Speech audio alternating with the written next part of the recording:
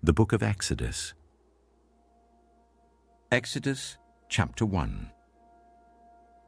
These are the names of the sons of Israel, who went to Egypt with Jacob, each with his family: Reuben, Simeon, Levi, and Judah; Issachar, Zebulun, and Benjamin; Dan and Naphtali; Gad and Asher.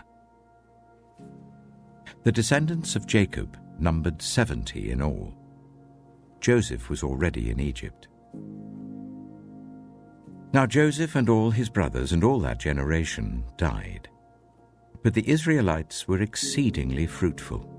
They multiplied greatly, increased in numbers, and became so numerous that the land was filled with them. Then a new king, to whom Joseph meant nothing, came to power in Egypt. "Look," he said to his people, "the Israelites have become far too numerous for us. Come, we must deal shrewdly with them, or they will become even more numerous, and, if war breaks out, will join our enemies, fight against us, and leave the country." So they put slave masters over them to oppress them with forced labor, and they built Pithom and Ramesses as store cities for Pharaoh. But the more they were oppressed, the more they multiplied and spread. So the Egyptians came to dread the Israelites and worked them ruthlessly. They made their lives bitter with harsh labor in brick and mortar and with all kinds of work in the fields. In all their harsh labor, the Egyptians worked them ruthlessly.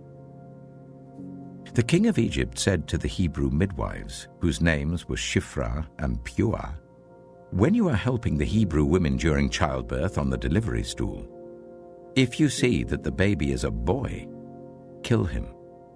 But if it is a girl, let her live." The midwives, however, feared God and did not do what the king of Egypt had told them to do. They let the boys live.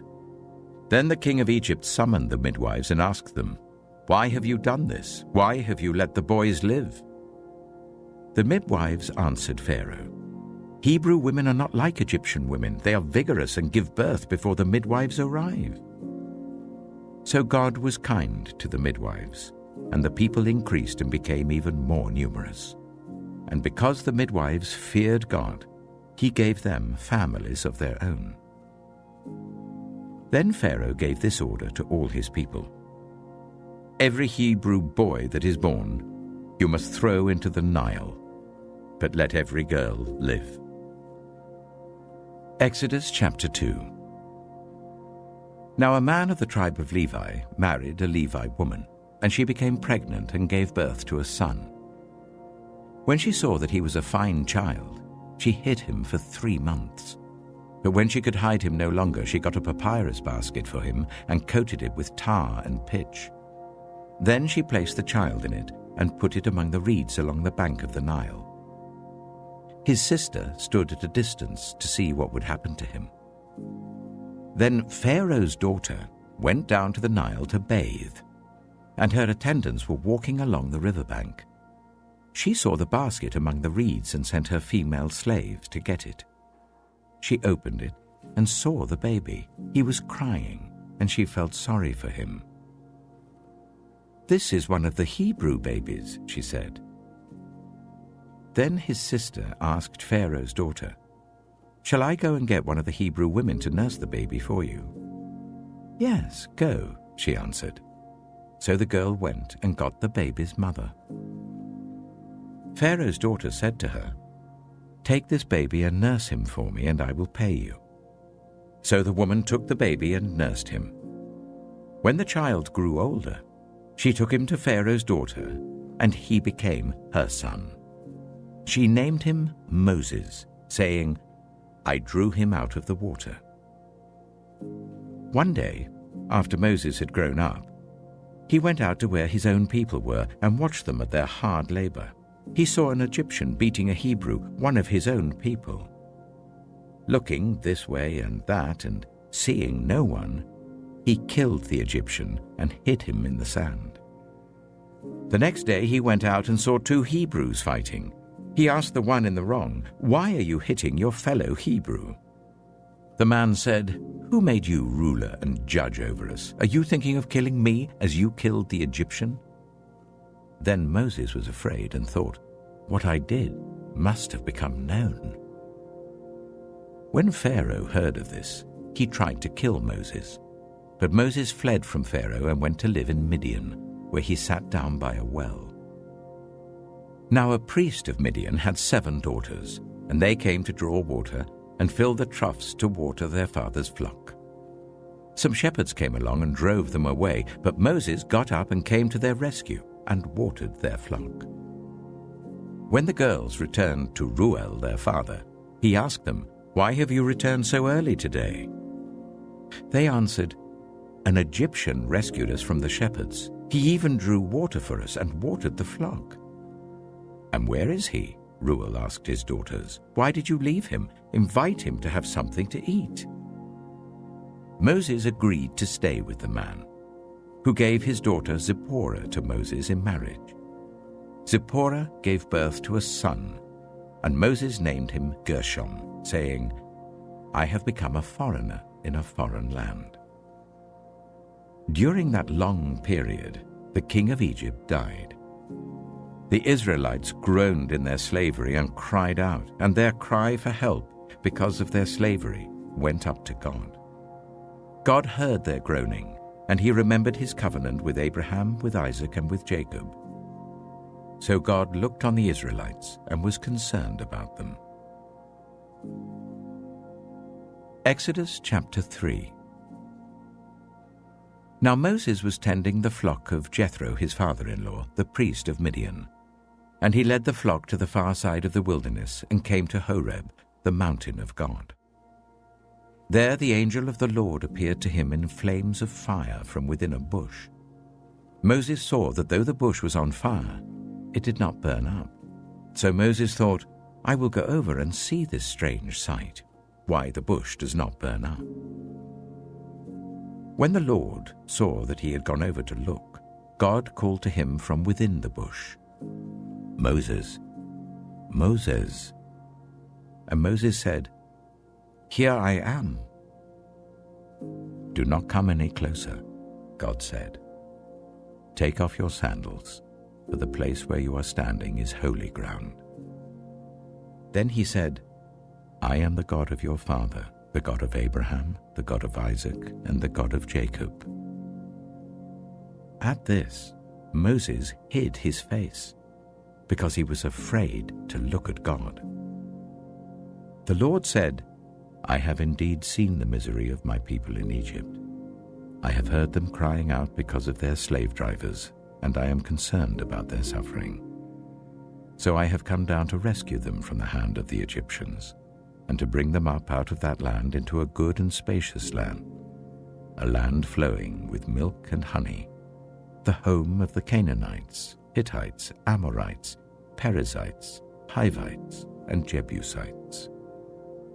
And now the cry of the Israelites has reached me, and I have seen the way the Egyptians are oppressing them. So now, go. I'm sending you to Pharaoh to bring my people, the Israelites, out of Egypt."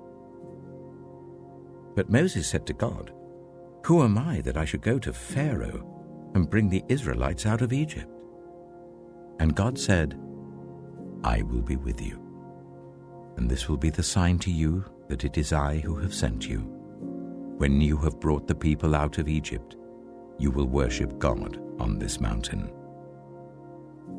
Moses said to God, "Suppose I go to the Israelites and say to them, 'The God of your fathers has sent me to you,' and they ask me, 'What is his name?' Then what shall I tell them?" God said to Moses, "I am who I am. This is what you are to say to the Israelites. 'I am has sent me to you.'" God also said to Moses, "Say to the Israelites, 'The Lord, the God of your fathers, the God of Abraham, the God of Isaac, and the God of Jacob, has sent me to you. This is my name forever, the name you shall call me from generation to generation. Go, assemble the elders of Israel and say to them, 'The Lord, the God of your fathers, the God of Abraham, Isaac, and Jacob, appeared to me and said, I have watched over you and have seen what has been done to you in Egypt. And I have promised to bring you up out of your misery in Egypt, into the land of the Canaanites, Hittites, Amorites, Perizzites, Hivites, and Jebusites, a land flowing with milk and honey. The elders of Israel will listen to you. Then you and the elders are to go to the king of Egypt and say to him, The Lord, the God of the Hebrews, has met with us.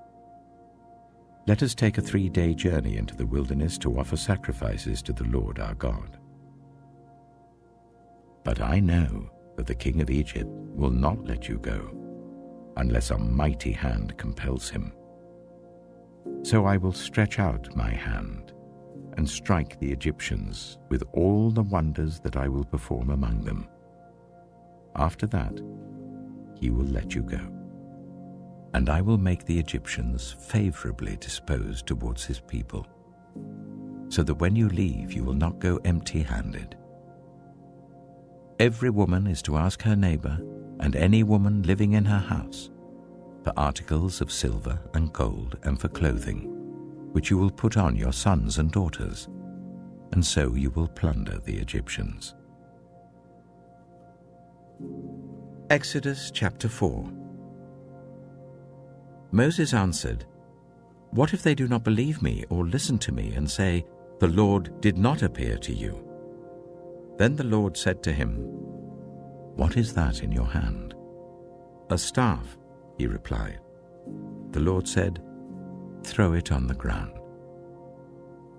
Moses threw it on the ground, and it became a snake, and he ran from it. Then the Lord said to him, Reach out your hand and take it by the tail.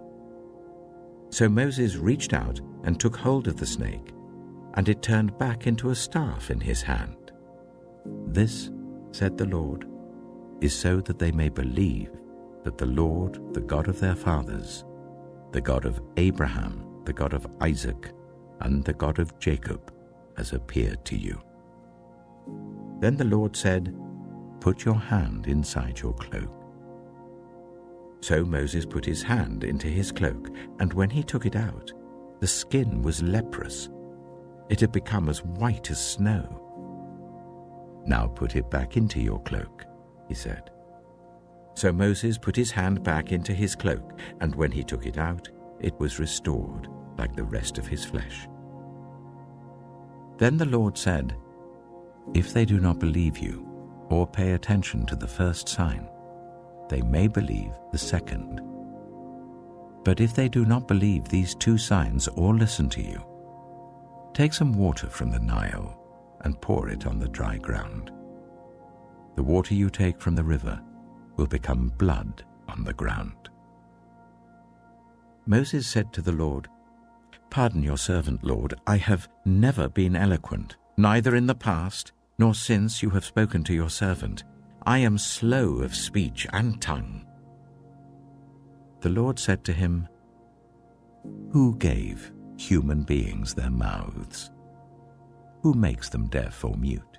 Who gives them sight or makes them blind? Is it not I, the Lord? Now go, I will help you speak and will teach you what to say. But Moses said, Pardon your servant, Lord. Please send someone else. Then the Lord's anger burned against Moses, and he said, What about your brother, Aaron the Levite? I know he can speak well. He is already on his way to meet you, and he will be glad to see you. You shall speak to him and put words in his mouth. I will help both of you speak and will teach you what to do. He will speak to the people for you, and it will be as if he were your mouth, and as if you were God to him. But take this staff in your hand, so that you can perform the signs with it. Then Moses went back to Jethro, his father-in-law, and said to him, Let me return to my own people in Egypt to see if any of them are still alive. Jethro said, Go, and I wish you well. Now the Lord had said to Moses in Midian, "Go back to Egypt, for all those who wanted to kill you are dead." So Moses took his wife and sons, put them on a donkey, and started back to Egypt. And he took the staff of God in his hand. The Lord said to Moses, "When you return to Egypt, see that you perform before Pharaoh all the wonders I have given you the power to do. But I will harden his heart, so that he will not let the people go. Then say to Pharaoh, 'This is what the Lord says. Israel is my firstborn son, and I told you, let my son go so that he may worship me. But you refused to let him go, so I will kill your firstborn son.'" At a lodging place on the way, the Lord met Moses and was about to kill him. But Zipporah took a flint knife, cut off her son's foreskin, and touched Moses' feet with it. "Surely you are a bridegroom of blood to me," she said. So the Lord let him alone. At that time she said bridegroom of blood, referring to circumcision. The Lord said to Aaron, "Go into the wilderness to meet Moses." So he met Moses at the mountain of God and kissed him. Then Moses told Aaron everything the Lord had sent him to say, and also about all the signs he had commanded him to perform.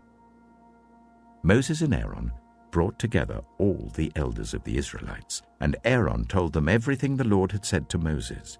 He also performed the signs before the people, and they believed. And when they heard that the Lord was concerned about them and had seen their misery, they bowed down and worshipped. Exodus chapter 5. Afterwards, Moses and Aaron went to Pharaoh and said, "This is what the Lord, the God of Israel, says. Let my people go, so that they may hold a festival to me in the wilderness." Pharaoh said, "Who is the Lord that I should obey him and let Israel go? I do not know the Lord, and I will not let Israel go." Then they said, "The God of the Hebrews has met with us. Now let us take a 3-day journey into the wilderness to offer sacrifices to the Lord our God, or he may strike us with plagues or with the sword." But the king of Egypt said, "Moses and Aaron, why are you taking the people away from their labor? Get back to your work." Then Pharaoh said, "Look, the people of the land are now numerous, and you are stopping them from working." That same day Pharaoh gave this order to the slave drivers and overseers in charge of the people: "You are no longer to supply the people with straw for making bricks. Let them go and gather their own straw, but require them to make the same number of bricks as before. Don't reduce the quota. They're lazy. That is why they're crying out, 'Let us go and sacrifice to our God.' Make the work harder for the people, so that they keep working and pay no attention to lies." Then the slave drivers and the overseers went out and said to the people, "This is what Pharaoh says: I will not give you any more straw. Go and get your own straw wherever you can find it, but your work will not be reduced at all." So the people scattered all over Egypt to gather stubble to use for straw. The slave drivers kept pressing them, saying, "Complete the work required of you for each day, just as when you had straw."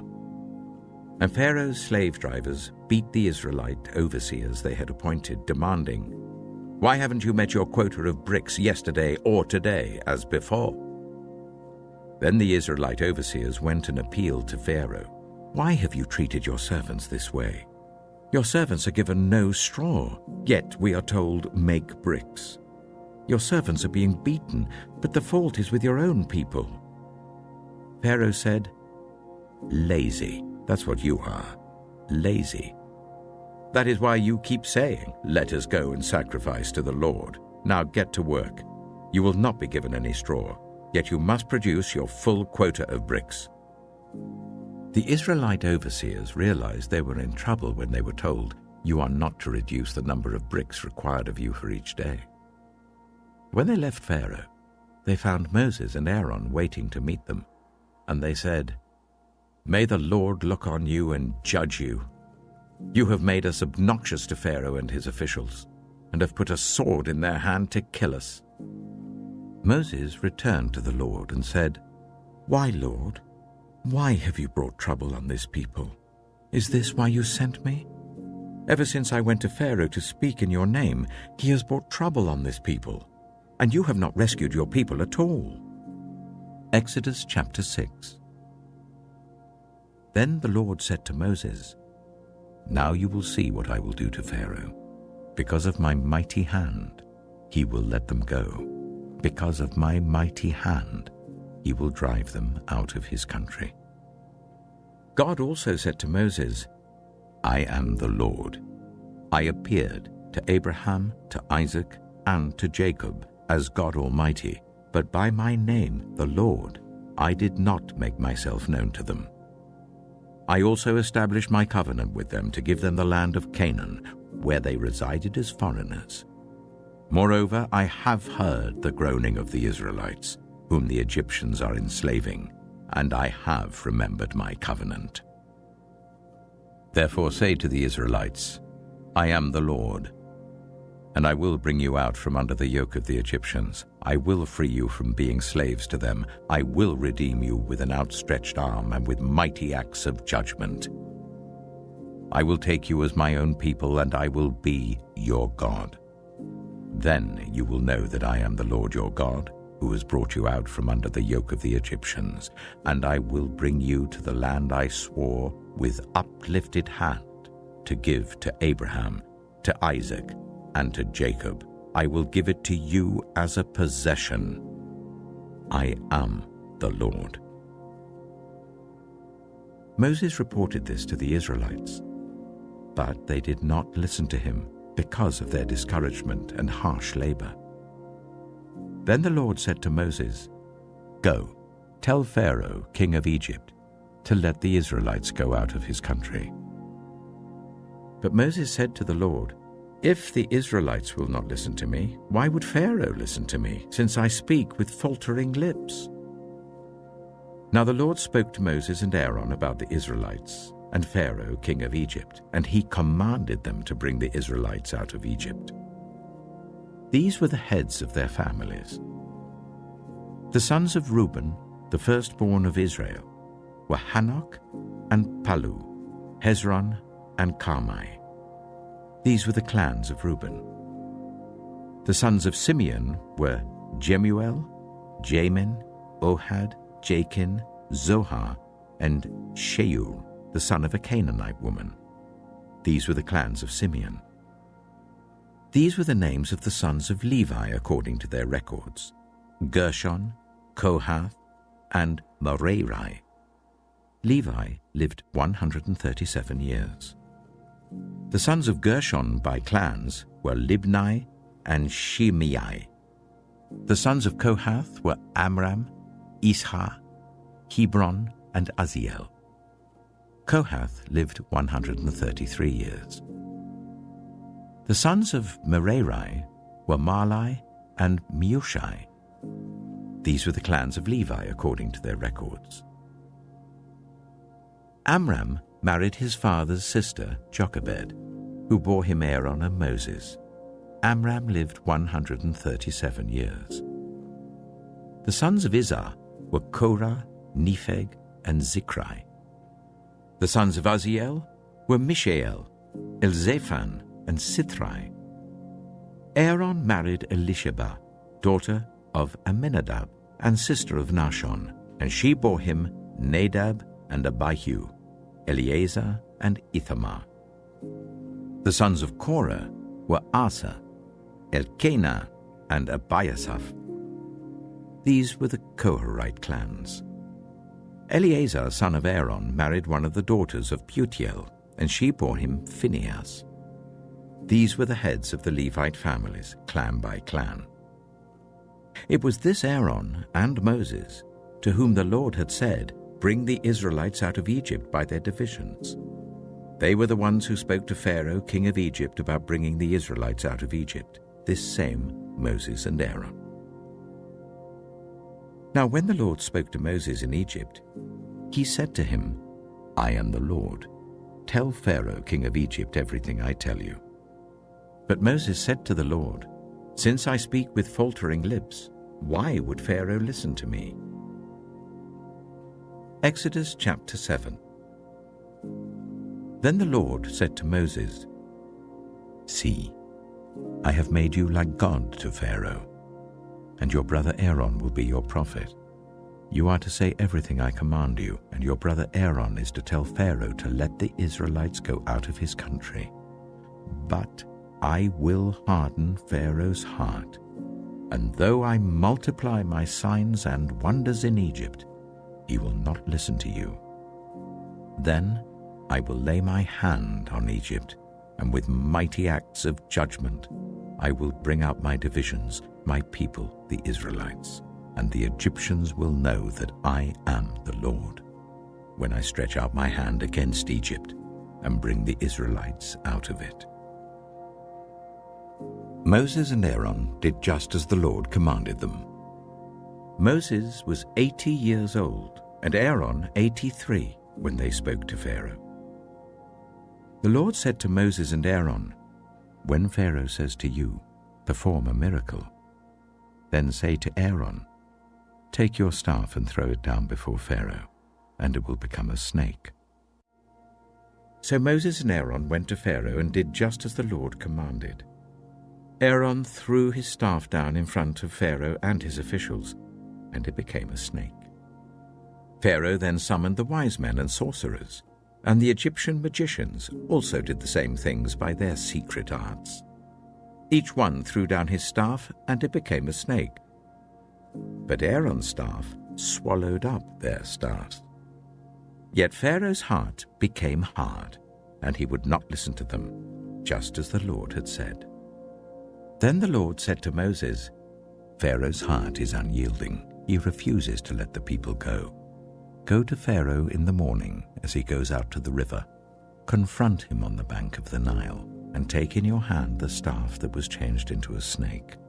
Then say to him, 'The Lord, the God of the Hebrews, has sent me to say to you, let my people go, so that they may worship me in the wilderness. But until now you have not listened. This is what the Lord says. By this you will know that I am the Lord. With this staff that is in my hand, I will strike the water of the Nile, and it will be changed into blood. The fish in the Nile will die, and the river will stink. The Egyptians will not be able to drink its water." The Lord said to Moses, "Tell Aaron, take your staff and stretch out your hand over the waters of Egypt, over the streams and canals, over the ponds and all the reservoirs, and they will turn to blood. Blood will be everywhere in Egypt, even in vessels of wood and stone." Moses and Aaron did just as the Lord had commanded. He raised his staff in the presence of Pharaoh and his officials and struck the water of the Nile, and all the water was changed into blood. The fish in the Nile died, and the river smelled so bad that the Egyptians could not drink its water. Blood was everywhere in Egypt. But the Egyptian magicians did the same things by their secret arts, and Pharaoh's heart became hard. He would not listen to Moses and Aaron, just as the Lord had said. Instead, he turned and went into his palace, and did not take even this to heart. And all the Egyptians dug along the Nile to get drinking water, because they could not drink the water of the river. 7 days passed after the Lord struck the Nile. Exodus chapter 8. Then the Lord said to Moses, "Go to Pharaoh and say to him, 'This is what the Lord says. Let my people go, so that they may worship me. If you refuse to let them go, I will send a plague of frogs on your whole country. The Nile will teem with frogs. They will come up into your palace and your bedroom and onto your bed, into the houses of your officials and on your people, and into your ovens and kneading troughs. The frogs will come up on you and your people and all your officials." Then the Lord said to Moses, "Tell Aaron, stretch out your hand with your staff over the streams and canals and ponds, and make frogs come up on the land of Egypt." So Aaron stretched out his hand over the waters of Egypt, and the frogs came up and covered the land. But the magicians did the same things by their secret arts. They also made frogs come up on the land of Egypt.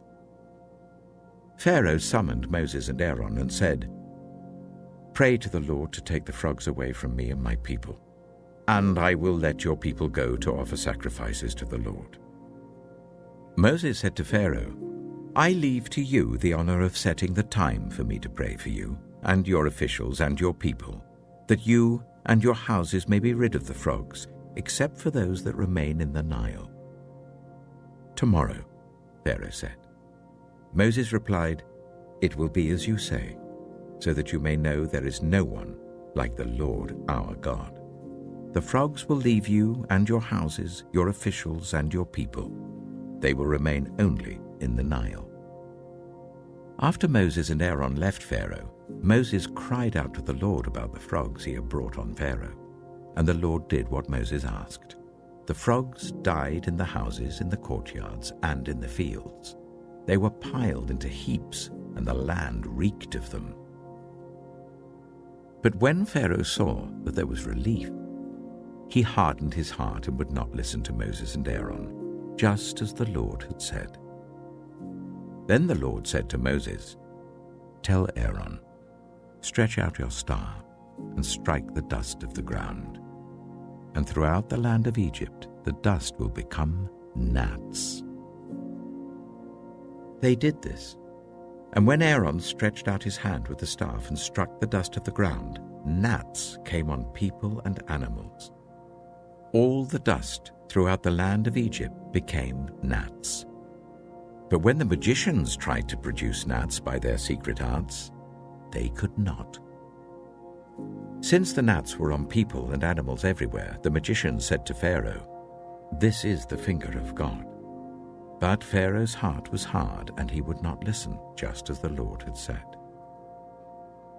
Then the Lord said to Moses, "Get up early in the morning and confront Pharaoh as he goes to the river, and say to him, 'This is what the Lord says. Let my people go, so that they may worship me. If you do not let my people go, I will send swarms of flies on you and your officials, on your people and into your houses. The houses of the Egyptians will be full of flies. Even the ground will be covered with them.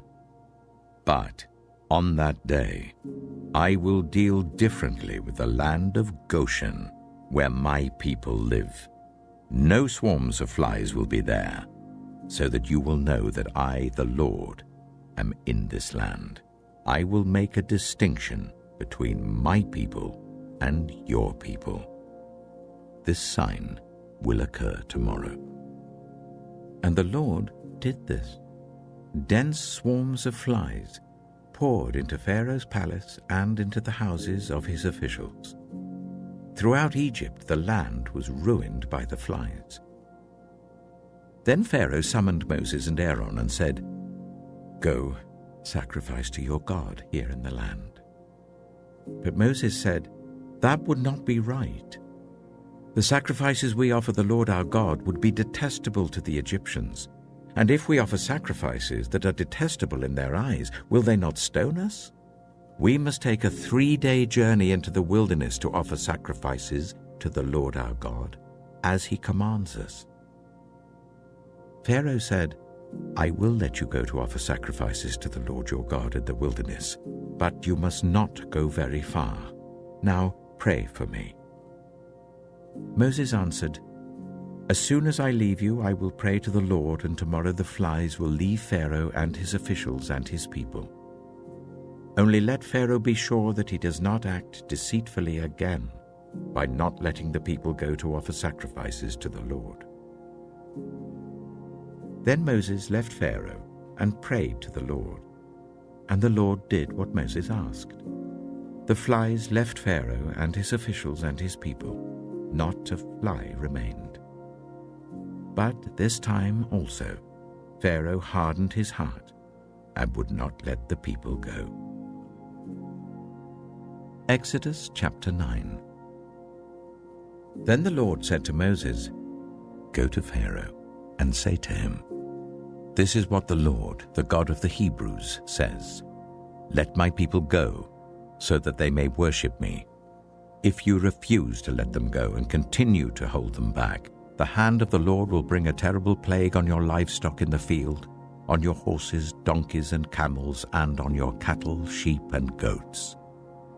But the Lord will make a distinction between the livestock of Israel and that of Egypt, so that no animal belonging to the Israelites will die.'" The Lord set a time and said, "Tomorrow the Lord will do this in the land." And the next day the Lord did it. All the livestock of the Egyptians died, but not one animal belonging to the Israelites died. Pharaoh investigated and found that not even one of the animals of the Israelites had died. Yet his heart was unyielding, and he would not let the people go. Then the Lord said to Moses and Aaron, "Take handfuls of soot from a furnace, and let Moses toss it into the air in the presence of Pharaoh. It will become fine dust over the whole land of Egypt, and festering boils will break out on people and animals throughout the land." So they took soot from a furnace and stood before Pharaoh. Moses tossed it into the air, and festering boils broke out on people and animals. The magicians could not stand before Moses because of the boils that were on them and on all the Egyptians. But the Lord hardened Pharaoh's heart, and he would not listen to Moses and Aaron, just as the Lord had said to Moses.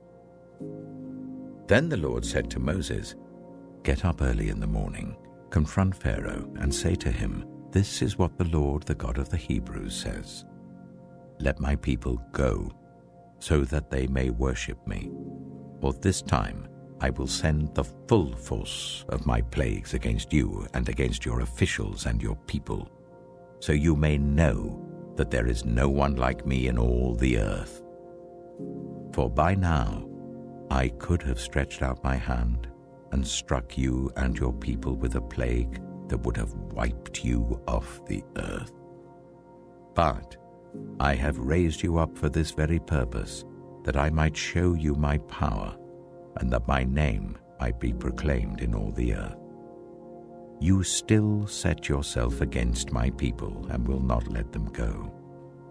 Therefore, at this time tomorrow I will send the worst hailstorm that has ever fallen on Egypt from the day it was founded till now. Give an order now to bring your livestock and everything you have in the field to a place of shelter, because the hail will fall on every person and animal that has not been brought in and is still out in the field, and they will die." Those officials of Pharaoh who feared the word of the Lord hurried to bring their slaves and their livestock inside. But those who ignored the word of the Lord left their slaves and livestock in the field. Then the Lord said to Moses, "Stretch out your hand towards the sky so that hail will fall all over Egypt, on people and animals and on everything growing in the fields of Egypt." When Moses stretched out his staff towards the sky, the Lord sent thunder and hail, and lightning flashed down to the ground. So the Lord rained hail on the land of Egypt. Hail fell, and lightning flashed back and forth. It was the worst storm in all the land of Egypt since it had become a nation. Throughout Egypt, hail struck everything in the fields, both people and animals. It beat down everything growing in the fields and stripped every tree. The only place it did not hail was the land of Goshen, where the Israelites were. Then Pharaoh summoned Moses and Aaron. "This time I have sinned," he said to them. "The Lord is in the right, and I and my people are in the wrong. Pray to the Lord, for we have had enough thunder and hail. I will let you go. You don't have to stay any longer." Moses replied, "When I have gone out of the city, I will spread out my hands in prayer to the Lord. The thunder will stop, and there will be no more hail, so you may know that the earth is the Lord's. But I know that you and your officials still do not fear the Lord God." The flax and barley were destroyed, since the barley was in the ear and the flax was in bloom. The wheat and spelt, however, were not destroyed, because they ripened later. Then Moses left Pharaoh and went out of the city. He spread his hands towards the Lord. The thunder and hail stopped, and the rain no longer poured down on the land. When Pharaoh saw that the rain and hail and thunder had stopped, he sinned again. He and his officials hardened their hearts. So Pharaoh's heart was hard, and he would not let the Israelites go, just as the Lord had said through Moses. Exodus chapter 10. Then the Lord said to Moses, "Go to Pharaoh, for I have hardened his heart and the hearts of his officials, so that I may perform these signs of mine among them, that you may tell your children and grandchildren how I dealt harshly with the Egyptians, and how I performed my signs among them, and that you may know that I am the Lord." So Moses and Aaron went to Pharaoh and said to him, "This is what the Lord, the God of the Hebrews, says. How long will you refuse to humble yourself before me? Let my people go, so that they may worship me. If you refuse to let them go, I will bring locusts into your country tomorrow. They will cover the face of the ground so that it cannot be seen. They will devour what little you have left after the hail, including every tree that is growing in your fields. They will fill your houses and those of all your officials and all the Egyptians, something neither your parents nor your ancestors have ever seen, from the day they settled in this land till now." Then Moses turned and left Pharaoh. Pharaoh's officials said to him, "How long will this man be a snare to us? Let the people go, so that they may worship the Lord their God. Do you not realize that Egypt is ruined?" Then Moses and Aaron were brought back to Pharaoh. "Go worship the Lord your God," he said. "But tell me who will be going." Moses answered, "We will go with our young and our old, with our sons and our daughters, and with our flocks and herds, because we are to celebrate a festival to the Lord." Pharaoh said, "The Lord be with you, if I let you go, along with your women and children. Clearly you are bent on evil. No, let only the men go and worship the Lord, since that's what you've been asking for." Then Moses and Aaron were driven out of Pharaoh's presence. And the Lord said to Moses, "Stretch out your hand over Egypt, so that locusts swarm over the land and devour everything growing in the fields, everything left by the hail." So Moses stretched out his staff over Egypt, and the Lord made an east wind blow across the land all that day and all that night. By morning, the wind had brought the locusts. They invaded all Egypt and settled down in every area of the country in great numbers. Never before had there been such a plague of locusts, nor will there ever be again. They covered all the ground until it was black. They devoured all that was left after the hail, everything growing in the fields and the fruit on the trees. Nothing green remained on tree or plant in all the land of Egypt. Pharaoh quickly summoned Moses and Aaron and said, "I have sinned against the Lord your God and against you. Now forgive my sin once more, and pray to the Lord your God to take this deadly plague away from me." Moses then left Pharaoh and prayed to the Lord. And the Lord changed the wind to a very strong west wind, which caught up the locusts and carried them into the Red Sea. Not a locust was left anywhere in Egypt. But the Lord hardened Pharaoh's heart, and he would not let the Israelites go. Then the Lord said to Moses, "Stretch out your hand towards the sky, so that darkness spreads over Egypt, darkness that can be felt." So Moses stretched out his hand towards the sky, and total darkness covered all Egypt for 3 days. No one could see anyone else or move about for 3 days. Yet all the Israelites had light in the places where they lived. Then Pharaoh summoned Moses and said, "Go worship the Lord. Even your women and children may go with you, only leave your flocks and herds behind." But Moses said, "You must allow us to have sacrifices and burnt offerings to present to the Lord our God. Our livestock, too, must go with us. Not a hoof is to be left behind. We have to use some of them in worshipping the Lord our God. And until we get there, we will not know what we are to use to worship the Lord." But the Lord hardened Pharaoh's heart, and he was not willing to let them go. Pharaoh said to Moses, "Get out of my sight. Make sure you do not appear before me again. The day you see my face, you will die." "Just as you say," Moses replied. "I will never appear before you again." Exodus chapter 11. Now the Lord said to Moses, "I will bring one more plague on Pharaoh and on Egypt. After that, he will let you go from here, and when he does, he will drive you out completely. Tell the people that men and women alike are to ask their neighbors for articles of silver and gold." The Lord made the Egyptians favorably disposed towards the people, and Moses himself was highly regarded in Egypt by Pharaoh's officials and by the people. So Moses said, "This is what the Lord says. About midnight I will go throughout Egypt. Every firstborn son in Egypt will die, from the firstborn son of Pharaoh who sits on the throne to the firstborn son of the female slave who is at her handmill, and all the firstborn of the cattle as well. There will be loud wailing throughout Egypt, worse than there has ever been or ever will be again.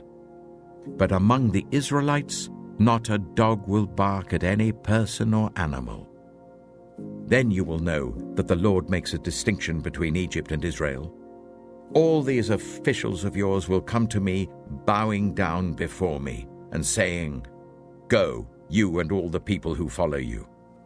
After that, I will leave." Then Moses, hot with anger, left Pharaoh.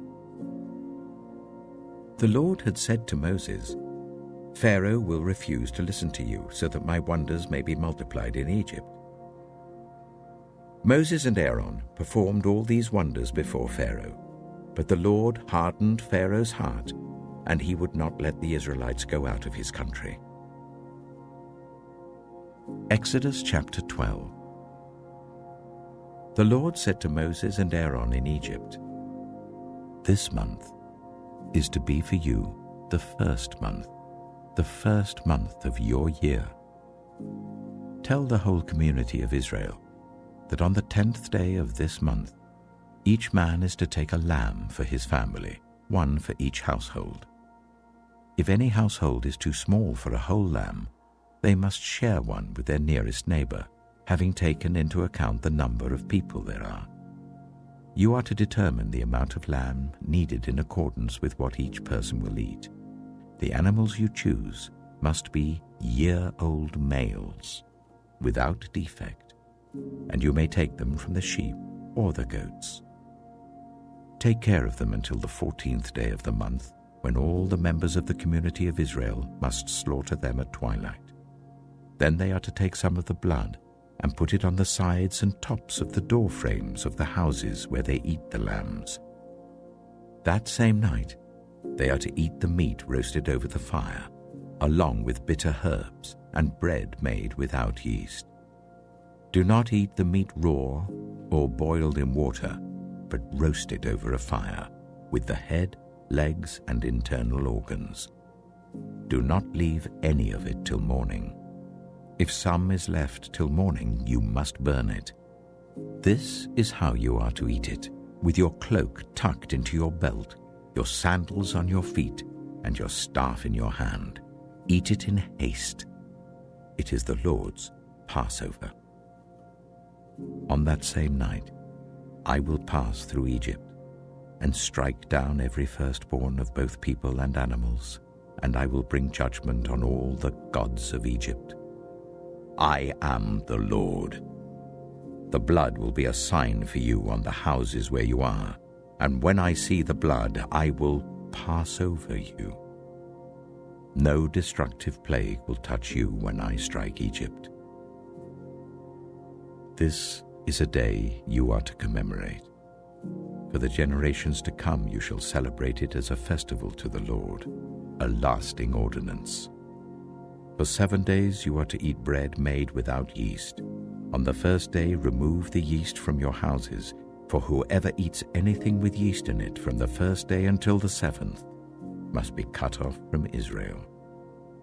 On the first day hold a sacred assembly, and another one on the 7th day. Do no work at all on these days, except to prepare food for everyone to eat.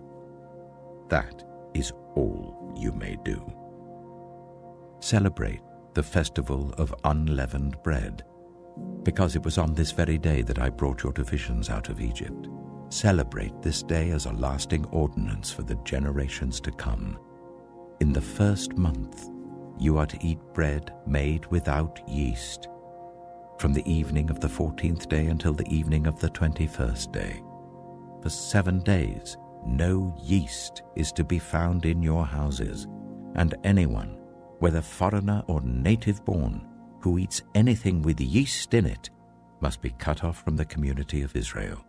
Eat nothing made with yeast. Wherever you live, you must eat unleavened bread. Then Moses summoned all the elders of Israel and said to them, Go at once and select the animals for your families and slaughter the Passover lamb. Take a bunch of hyssop, dip it into the blood in the basin, and put some of the blood on the top and on both sides of the doorframe. None of you shall go out of the door of your house until morning. When the Lord goes through the land to strike down the Egyptians, he will see the blood on the top and sides of the doorframe and will pass over that doorway, and he will not permit the destroyer to enter your houses and strike you down. Obey these instructions as a lasting ordinance for you and your descendants. When you enter the land that the Lord will give you as he promised, observe this ceremony. And when your children ask you, What does this ceremony mean to you? Then tell them, It is the Passover sacrifice to the Lord, who passed over the houses of the Israelites in Egypt and spared our homes when he struck down the Egyptians. Then the people bowed down and worshipped. The Israelites did just what the Lord commanded Moses and Aaron. At midnight, the Lord struck down all the firstborn in Egypt, from the firstborn of Pharaoh who sat on the throne, to the firstborn of the prisoner who was in the dungeon, and the firstborn of all the livestock as well. Pharaoh and all his officials and all the Egyptians got up during the night, and there was loud wailing in Egypt, for there was not a house without someone dead. During the night, Pharaoh summoned Moses and Aaron and said, Up, leave my people, you and the Israelites. Go worship the Lord as you have requested. Take your flocks and herds as you have said, and go. And also bless me. The Egyptians urged the people to hurry and leave the country, for otherwise, they said, we will all die. So the people took their dough before the yeast was added and carried it on their shoulders in kneading troughs wrapped in clothing. The Israelites did as Moses instructed and asked the Egyptians for articles of silver and gold and for clothing.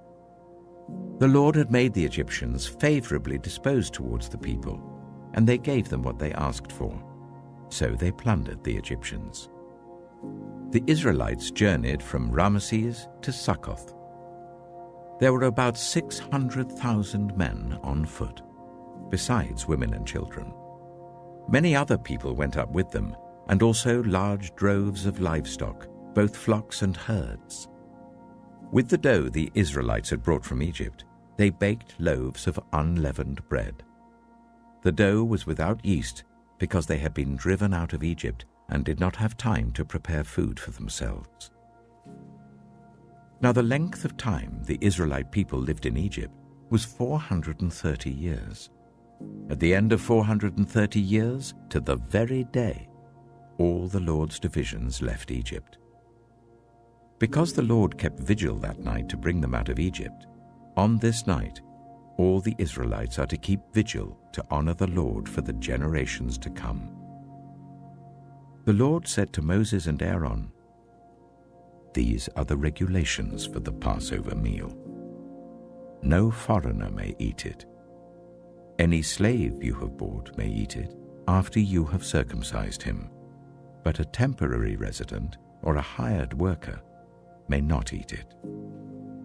It must be eaten inside the house. Take none of the meat outside the house. Do not break any of the bones. The whole community of Israel must celebrate it. A foreigner residing among you who wants to celebrate the Lord's Passover must have all the males in his household circumcised.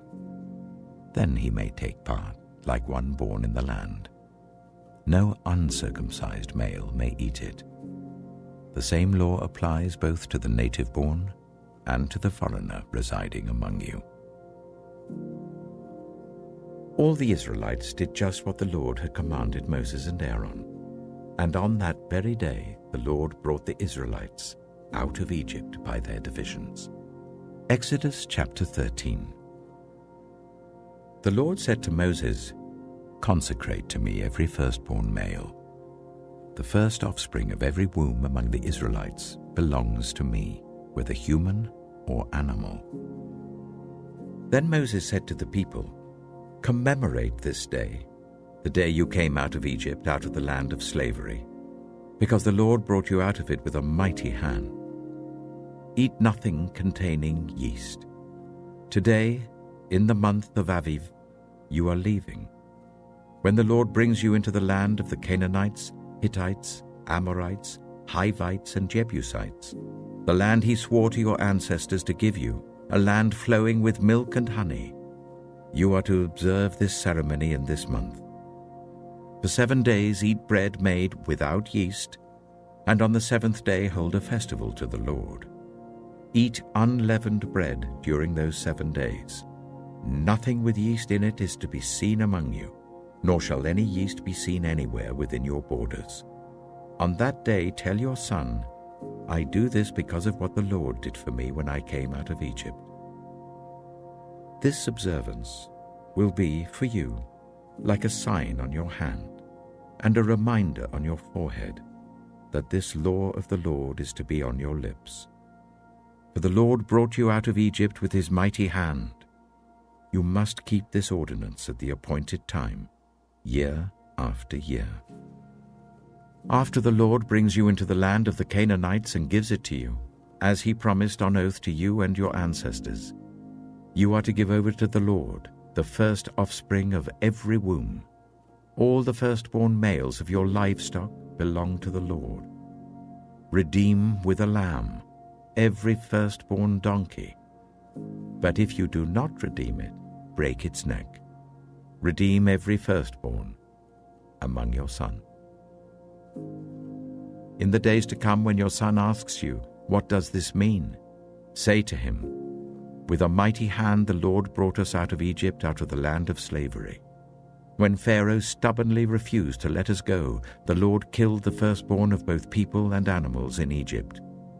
This is why I sacrifice to the Lord the first male offspring of every womb, and redeem each of my firstborn son.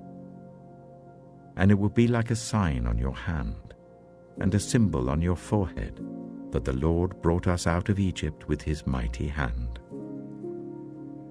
When Pharaoh let the people go, God did not lead them on the road through the Philistine country, though that was shorter.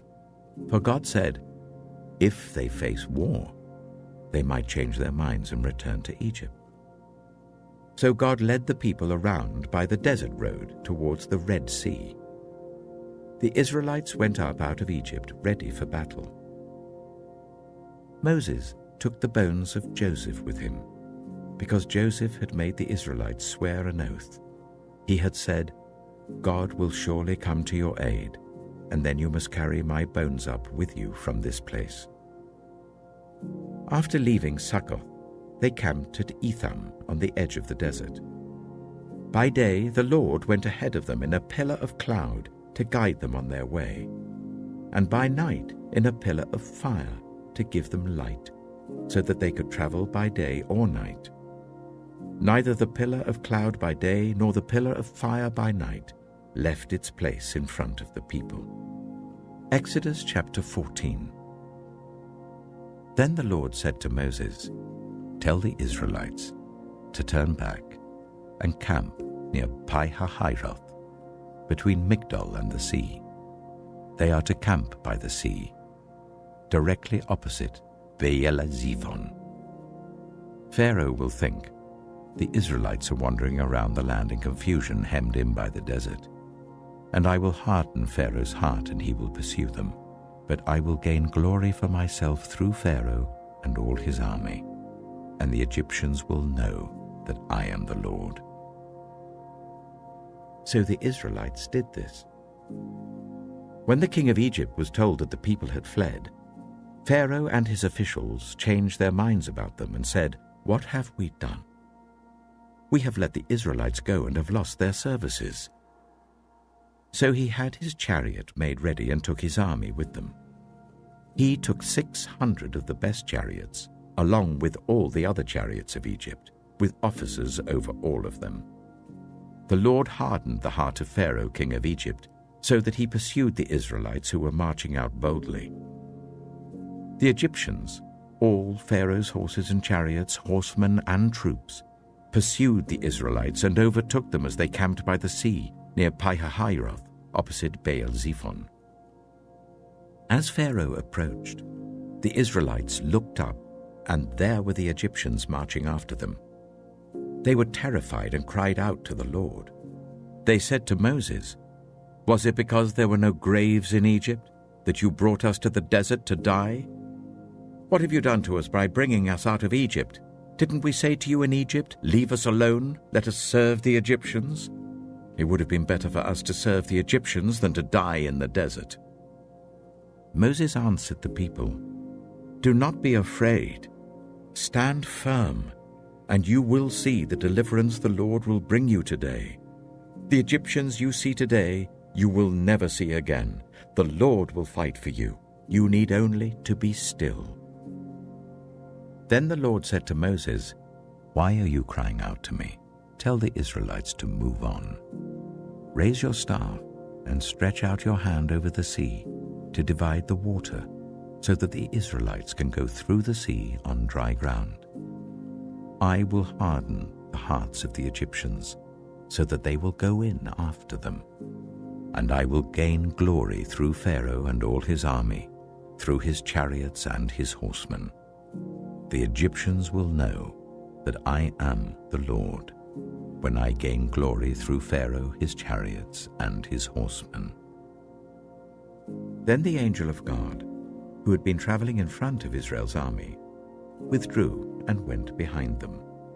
The pillar of cloud also moved from in front and stood behind them, coming between the armies of Egypt and Israel. Throughout the night the cloud brought darkness to the one side and light to the other, so neither went near the other all night long. Then Moses stretched out his hand over the sea, and all that night the Lord drove the sea back with a strong east wind and turned it into dry land. the waters were divided, and the Israelites went through the sea on dry ground, with a wall of water on their right and on their left. The Egyptians pursued them, and all Pharaoh's horses and chariots and horsemen followed them into the sea. During the last watch of the night, the Lord looked down from the pillar of fire and cloud at the Egyptian army and threw it into confusion. He jammed the wheels of their chariots so that they had difficulty driving. And the Egyptians said, "Let's get away from the Israelites. The Lord is fighting for them against Egypt." Then the Lord said to Moses, "Stretch out your hand over the sea, so that the waters may flow back over the Egyptians and their chariots and horsemen." Moses stretched out his hand over the sea, and at daybreak the sea went back to its place. The Egyptians were fleeing towards it, and the Lord swept them into the sea. The water flowed back and covered the chariots and horsemen, the entire army of Pharaoh that had followed the Israelites into the sea. Not one of them survived. But the Israelites went through the sea on dry ground, with a wall of water on their right and on their left. That day the Lord saved Israel from the hands of the Egyptians, and Israel saw the Egyptians lying dead on the shore. And when the Israelites saw the mighty hand of the Lord displayed against the Egyptians, the people feared the Lord and put their trust in him and in Moses his servant. Exodus chapter 15. Then Moses and the Israelites sang this song to the Lord. "I will sing to the Lord, for he is highly exalted. Both horse and driver he has hurled into the sea. The Lord is my strength and my defense. He has become my salvation. He is my God, and I will praise him, my father's God, and I will exalt him. The Lord is a warrior. The Lord is his name. Pharaoh's chariots and his army he has hurled into the sea. The best of Pharaoh's officers are drowned in the Red Sea. The deep waters have covered them. They sank to the depths like a stone. Your right hand, Lord, was majestic in power. Your right hand, Lord, shattered the enemy. In the greatness of your majesty you threw down those who opposed you. You unleashed your burning anger. It consumed them like stubble. By the blast of your nostrils the waters piled up. The surging waters stood up like a wall. The deep waters congealed in the heart of the sea. The enemy boasted, "I will pursue, I will overtake them, I will divide the spoils, I will gorge myself on them, I will draw my sword, and my hand will destroy them." But you blew with your breath, and the sea covered them. They sank like lead in the mighty waters. Who among the gods is like you, Lord? Who is like you, majestic in holiness, awesome in glory, working wonders? You stretch out your right hand, and the earth swallows your enemies. In your unfailing love you will lead the people you have redeemed. In your strength you will guide them to your holy dwelling. The nations will hear and tremble. Anguish will grip the people of Philistia.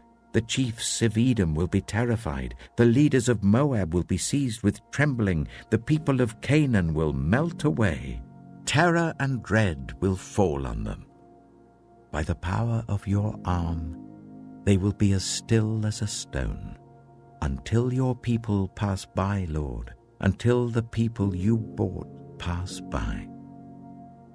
You will bring them in and plant them on the mountain of your inheritance, the place, Lord, you made for your dwelling, the sanctuary, Lord, your hands established. The Lord reigns forever and ever. When Pharaoh's horses, chariots, and horsemen went into the sea, the Lord brought the waters of the sea back over them, but the Israelites walked through the sea on dry ground. Then Miriam, the prophet, Aaron's sister, took a tambourine in her hand, and all the women followed her with tambourines and dancing. Miriam sang to them, "Sing to the Lord, for he is highly exalted. Both horse and driver he has hurled into the sea." Then Moses led Israel from the Red Sea, and they went into the desert of Shur. For 3 days they traveled in the desert without finding water. When they came to Marah, they could not drink its water because it was bitter. That is why the place is called Marah. So the people grumbled against Moses, saying, "What are we to drink?" Then Moses cried out to the Lord, and the Lord showed him a piece of wood. He threw it into the water, and the water became fit to drink.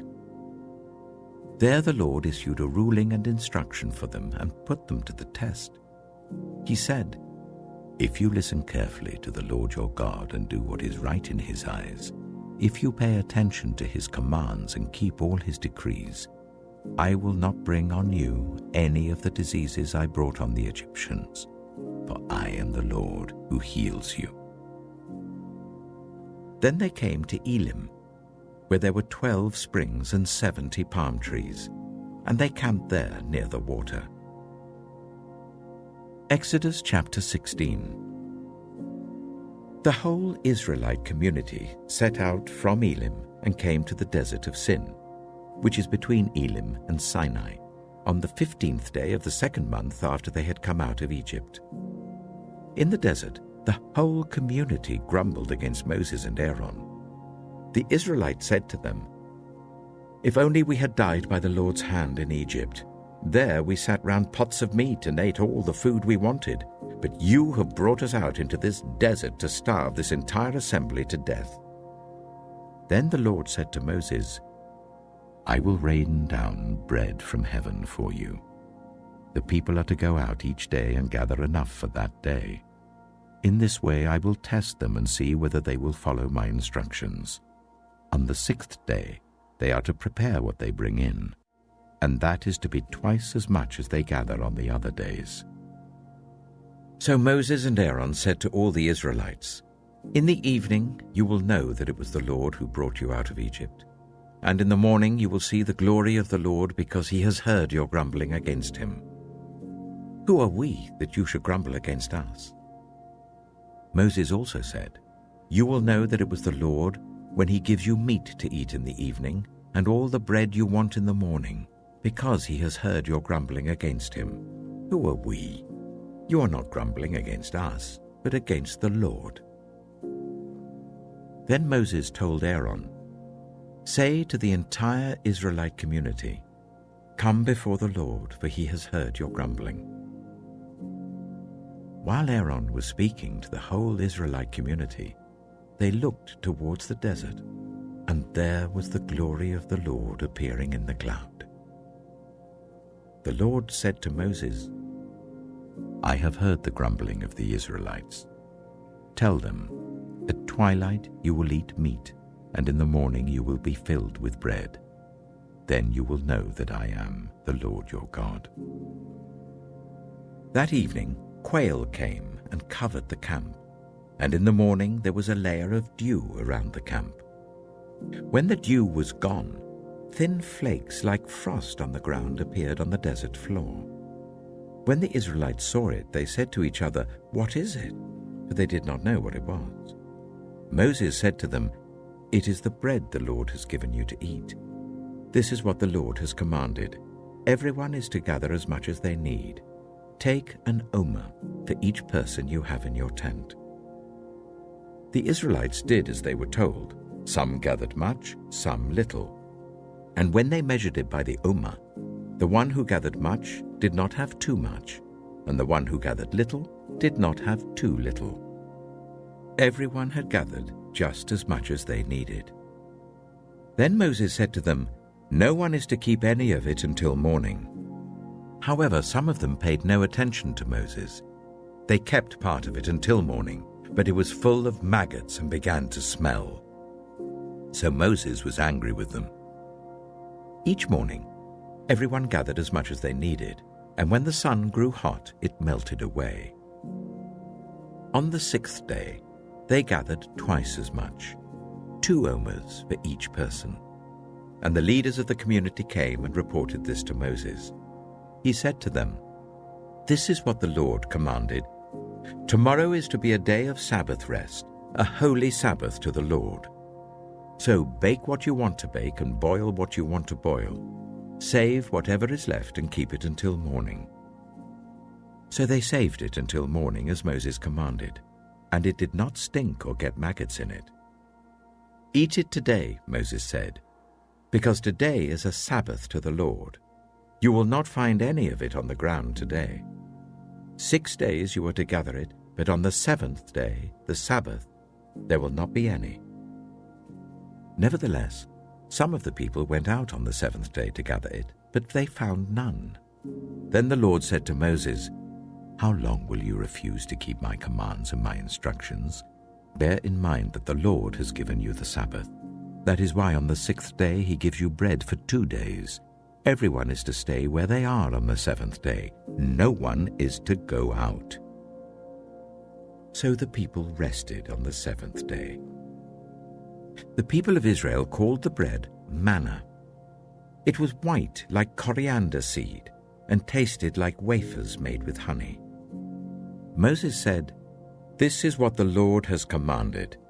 Take an omer of manna and keep it for the generations to come, so that they can see the bread I gave you to eat in the wilderness when I brought you out of Egypt." So Moses said to Aaron, "Take a jar and put an omer of manna in it. Then place it before the Lord to be kept for the generations to come."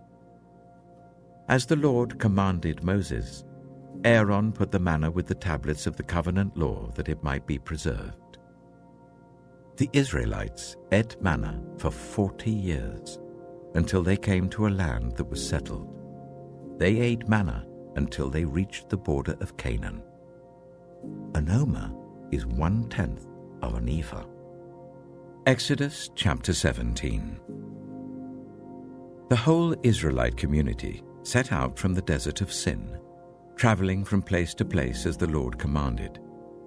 They camped at Rephidim, but there was no water for the people to drink. So they quarreled with Moses and said, "Give us water to drink." Moses replied, "Why do you quarrel with me? Why do you put the Lord to the test?" But the people were thirsty for water there, and they grumbled against Moses. They said, "Why did you bring us up out of Egypt to make us and our children and our livestock die of thirst?" Then Moses cried out to the Lord, "What am I to do with these people? They are almost ready to stone me." The Lord answered Moses, "Go out in front of the people. Take with you some of the elders of Israel, and take in your hand the staff with which you struck the Nile, and go. I will stand there before you by the rock at Horeb. Strike the rock, and water will come out of it for the people to drink." So Moses did this in the sight of the elders of Israel, and he called the place Massah and Meribah, because the Israelites quarreled and because they tested the Lord, saying, "Is the Lord among us or not?" The Amalekites came and attacked the Israelites at Rephidim. Moses said to Joshua, "Choose some of our men and go out to fight the Amalekites. Tomorrow I will stand on top of the hill with the staff of God in my hands." So Joshua fought the Amalekites as Moses had ordered, and Moses, Aaron, and Hur went to the top of the hill. As long as Moses held up his hands, the Israelites were winning, but whenever he lowered his hands, the Amalekites were winning. When Moses' hands grew tired, they took a stone and put it under him, and he sat on it. Aaron and Hur held his hands up, one on one side, one on the other, so that his hands remained steady till sunset. So Joshua overcame the Amalekite army with the sword. Then the Lord said to Moses, "Write this on a scroll as something to be remembered, and make sure that Joshua hears it, because I will completely blot out the name of Amalek from under heaven." Moses built an altar and called it, "The Lord is my banner." He said, "Because hands were lifted up against the throne of the Lord will be at war against the Amalekites from generation to generation." Exodus chapter 18. Now Jethro, the priest of Midian and father-in-law of Moses, heard of everything God had done for Moses and for his people Israel, and how the Lord had brought Israel out of Egypt. After Moses had sent away his wife Zipporah, his father-in-law Jethro received her and her 2 sons. One son was named Gershom, for Moses said, "I have become a foreigner in a foreign land." And the other was named Eleazar, for he said, "My father's God was my helper. He saved me from the sword of Pharaoh." Jethro, Moses' father-in-law, together with Moses' sons and wife, came to him in the wilderness where he was camped near the mountain of God. Jethro had sent word to him, "I, your father-in-law Jethro, am coming to you with your wife and her 2 sons." So Moses went out to meet his father-in-law and bowed down and kissed him. They greeted each other and then went into the tent. Moses told his father-in-law about everything the Lord had done to Pharaoh and the Egyptians for Israel's sake, and about all the hardships they had met along the way, and how the Lord had saved them. Jethro was delighted to hear about all the good things the Lord had done for Israel in rescuing them from the hand of the Egyptians.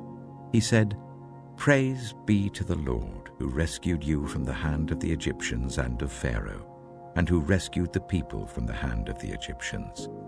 Now I know that the Lord is greater than all other gods, for he did this to those who had treated Israel arrogantly."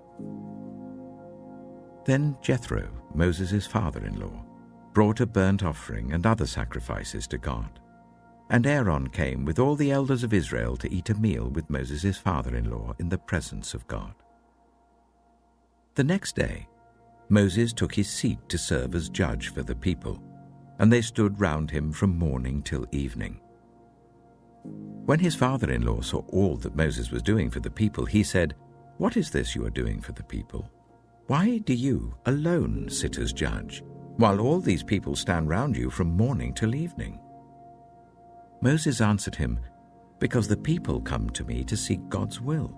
Whenever they have a dispute, it is brought to me, and I decide between the parties and inform them of God's decrees and instructions." Moses' father-in-law replied, "What you are doing is not good. You and these people who come to you will only wear yourselves out. The work is too heavy for you. You cannot handle it alone. Listen now to me, and I will give you some advice, and may God be with you. You must be the people's representative before God and bring their disputes to him. Teach them his decrees and instructions, and show them the way they are to live and how they are to behave. But select capable men from all the people, men who fear God, trustworthy men who hate dishonest gain, and appoint them as officials over thousands, hundreds, 50s, and 10s. Let them serve as judges for the people at all times, but let them bring every difficult case to you. The simple cases they can decide themselves. That will make your load lighter, because they will share it with you. If you do this, and God so command, you will be able to stand the strain, and all these people will go home satisfied."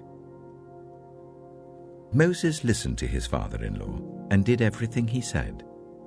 He chose capable men from all Israel and made them leaders of the people, officials over thousands, hundreds, 50s, and 10s. They served as judges for the people at all times. The difficult cases they brought to Moses, but the simple ones they decided themselves. Then Moses sent his father-in-law on his way, and Jethro returned to his own country. Exodus chapter 19. On the first day of the 3rd month after the Israelites left Egypt, on that very day, they came to the desert of Sinai. After they set out from Rephidim, they entered the desert of Sinai, and Israel camped there in the desert in front of the mountain. Then Moses went up to God, and the Lord called to him from the mountain and said, "This is what you are to say to the descendants of Jacob, and what you are to tell the people of Israel. You yourselves have seen what I did to Egypt. and how I carried you on eagle's wings and brought you to myself. Now, if you obey me fully and keep my covenant, then out of all nations you will be my treasured possession. Although the whole earth is mine, you will be for me a kingdom of priests and a holy nation. These are the words you are to speak to the Israelites." So Moses went back and summoned the elders of the people and set before them all the words the Lord had commanded him to speak. The people all responded together, "We will do everything the Lord has said." So Moses brought their answer back to the Lord. The Lord said to Moses, "I am going to come to you in a dense cloud, so that the people will hear me speaking with you and will always put their trust in you." Then Moses told the Lord what the people had said, and the Lord said to Moses, "Go to the people and consecrate them today and tomorrow.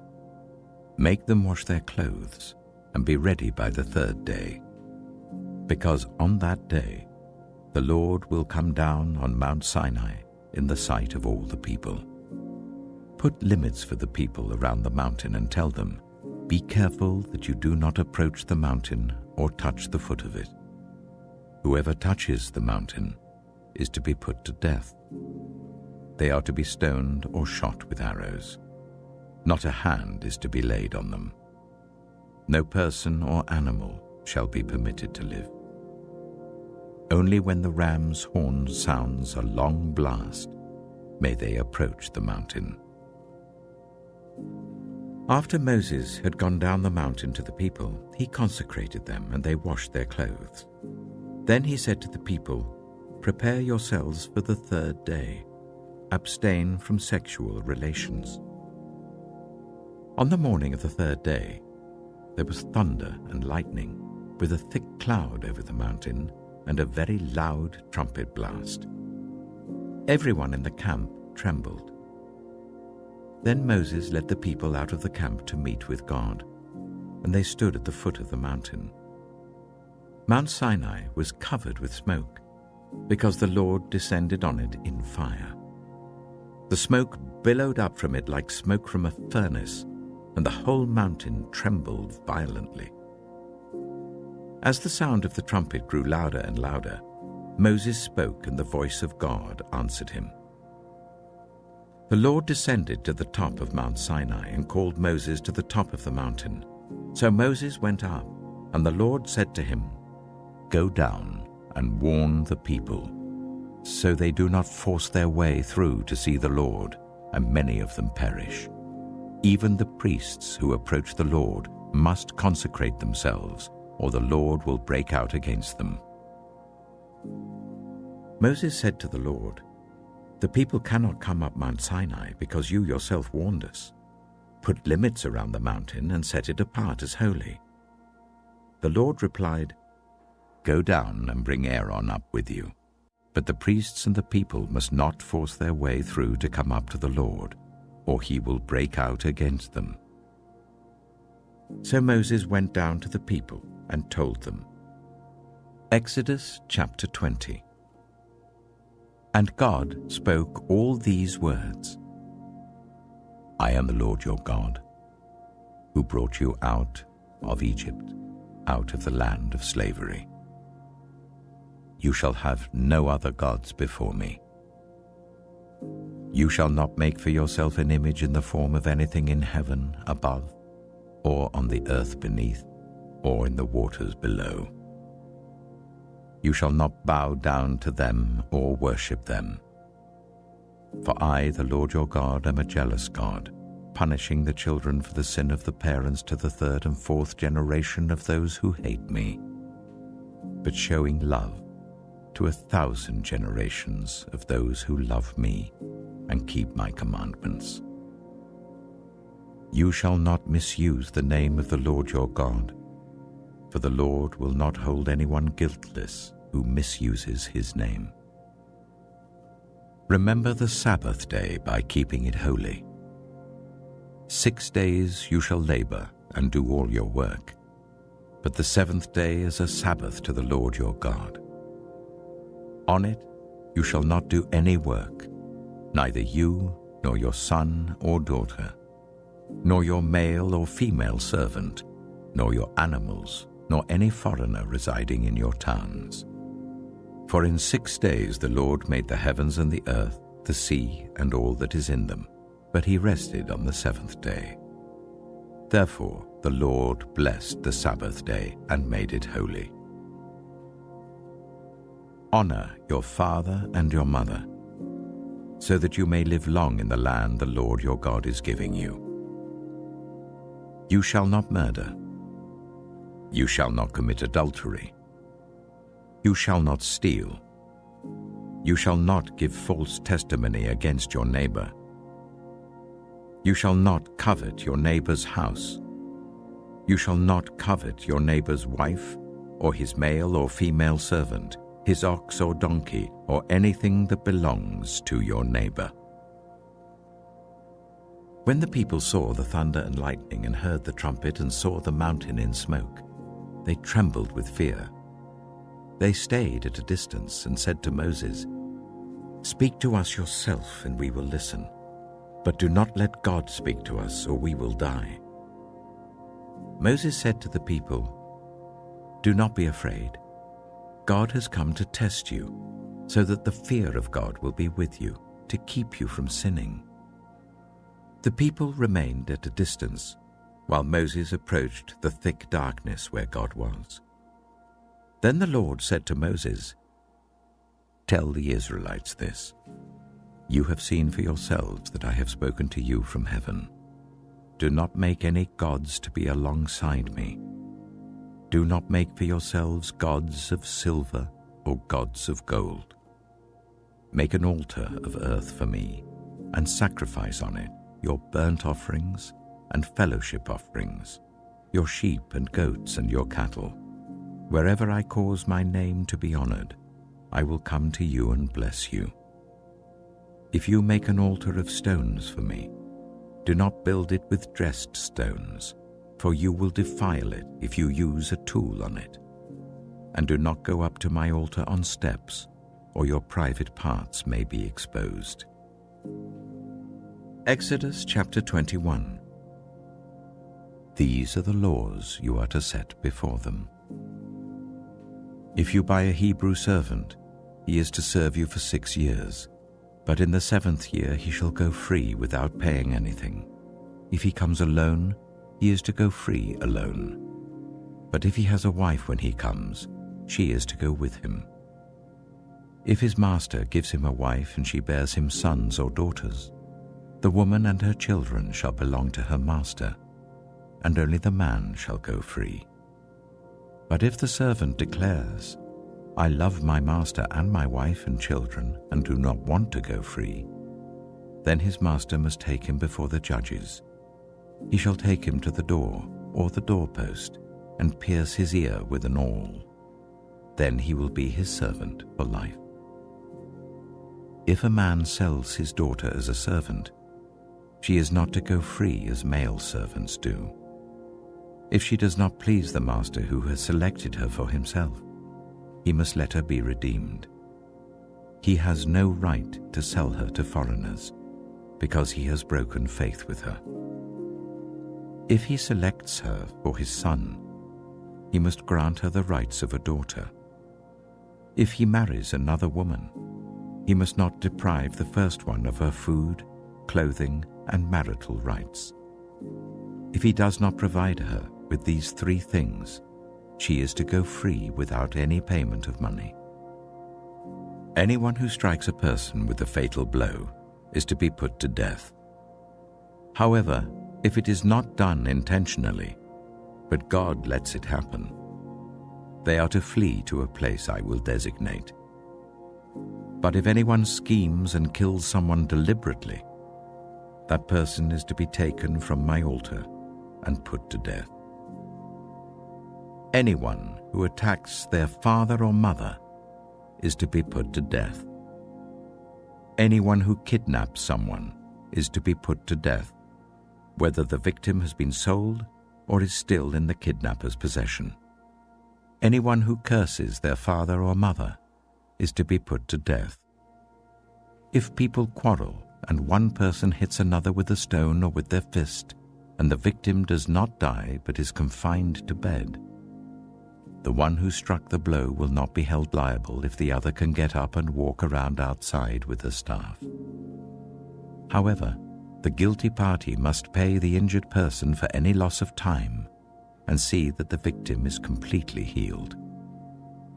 Anyone who beats their male or female slave with a rod must be punished if the slave dies as a direct result.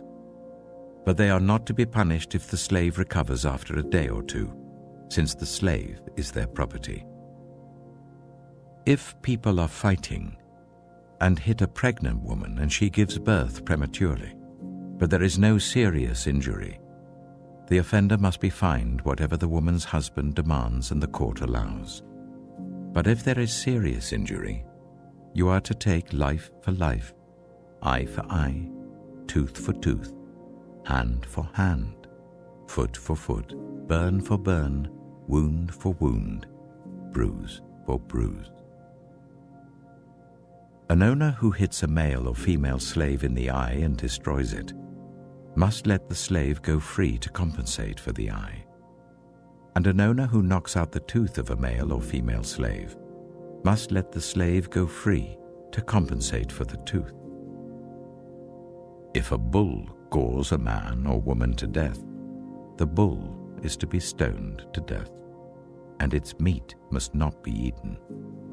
But the owner of the bull will not be held responsible.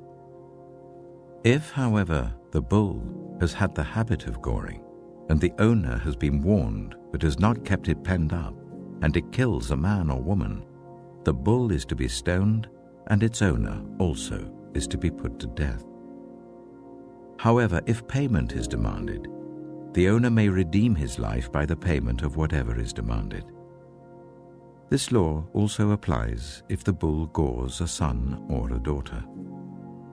If the bull gores a male or female slave, the owner must pay 30 shekels of silver to the master of the slave, and the bull is to be stoned to death.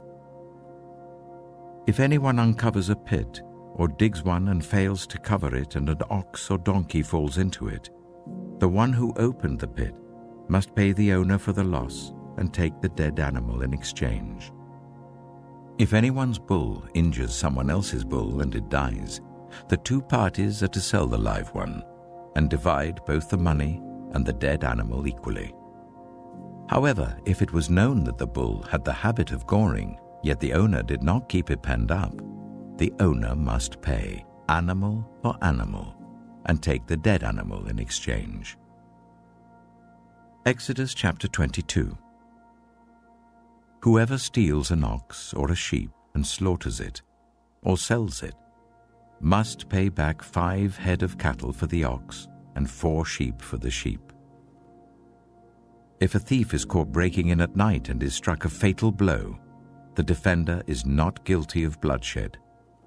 But if it happens after sunrise, the defender is guilty of bloodshed. Anyone who steals must certainly make restitution. But if they have nothing, they must be sold to pay for their theft. If the stolen animal is found alive in their possession, whether ox or donkey or sheep, they must pay back double. If anyone grazes their livestock in a field or vineyard and lets them stray and they graze in someone else's field, the offender must make restitution from the best of their own field or vineyard. If a fire breaks out and spreads into thorn bushes, so that it burns sheaves of corn or standing corn or the whole field, the one who started the fire must make restitution. If anyone gives a neighbor silver or goods for safekeeping and they are stolen from the neighbor's house, the thief, if caught, must pay back double. But if the thief is not found, the owner of the house must appear before the judges, and they must determine whether the owner of the house has laid hands on the other person's property. In all cases of illegal possession of an ox, a donkey, a sheep, a garment, or any other lost property about which somebody says, "This is mine," both parties are to bring their cases before the judges. The one whom the judges declare guilty must pay back double to the other. If anyone gives a donkey, an ox, a sheep, or any other animal to their neighbor for safekeeping and it dies, or is injured or is taken away while no one is looking, the issue between them will be settled by the taking of an oath before the Lord that the neighbor did not lay hands on the other person's property. The owner is to accept this, and no restitution is required. But if the animal was stolen from the neighbor, restitution must be made to the owner. If it was torn to pieces by a wild animal, the neighbor shall bring in the remains as evidence and shall not be required to pay for the torn animal.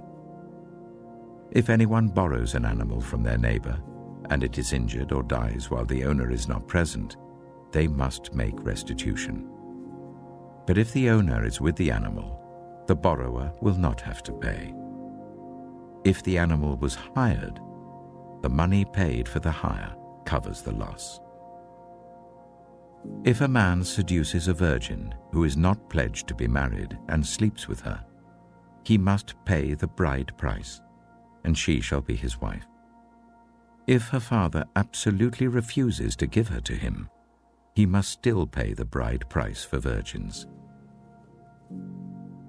Do not allow a sorceress to live. Anyone who has sexual relations with an animal is to be put to death. Whoever sacrifices to any god other than the Lord must be destroyed. Do not ill-treat or oppress a foreigner, for you were foreigners in Egypt. Do not take advantage of the widow or the fatherless. If you do, and they cry out to me, I will certainly hear their cry. My anger will be aroused, and I will kill you with the sword. Your wives will become widows, and your children fatherless. If you lend money to one of my people among you who is needy, do not treat it like a business deal. Charge no interest. If you take your neighbor's cloak as a pledge, return it by sunset, because that cloak is the only covering your neighbor has. What else can they sleep in? When they cry out to me, I will hear, for I am compassionate. Do not blaspheme God or curse the ruler of your people. Do not hold back offerings from your granaries or your vats. You must give me the firstborn of your sons. Do the same with your cattle and your sheep. Let them stay with their mothers for 7 days, but give them to me on the 8th day.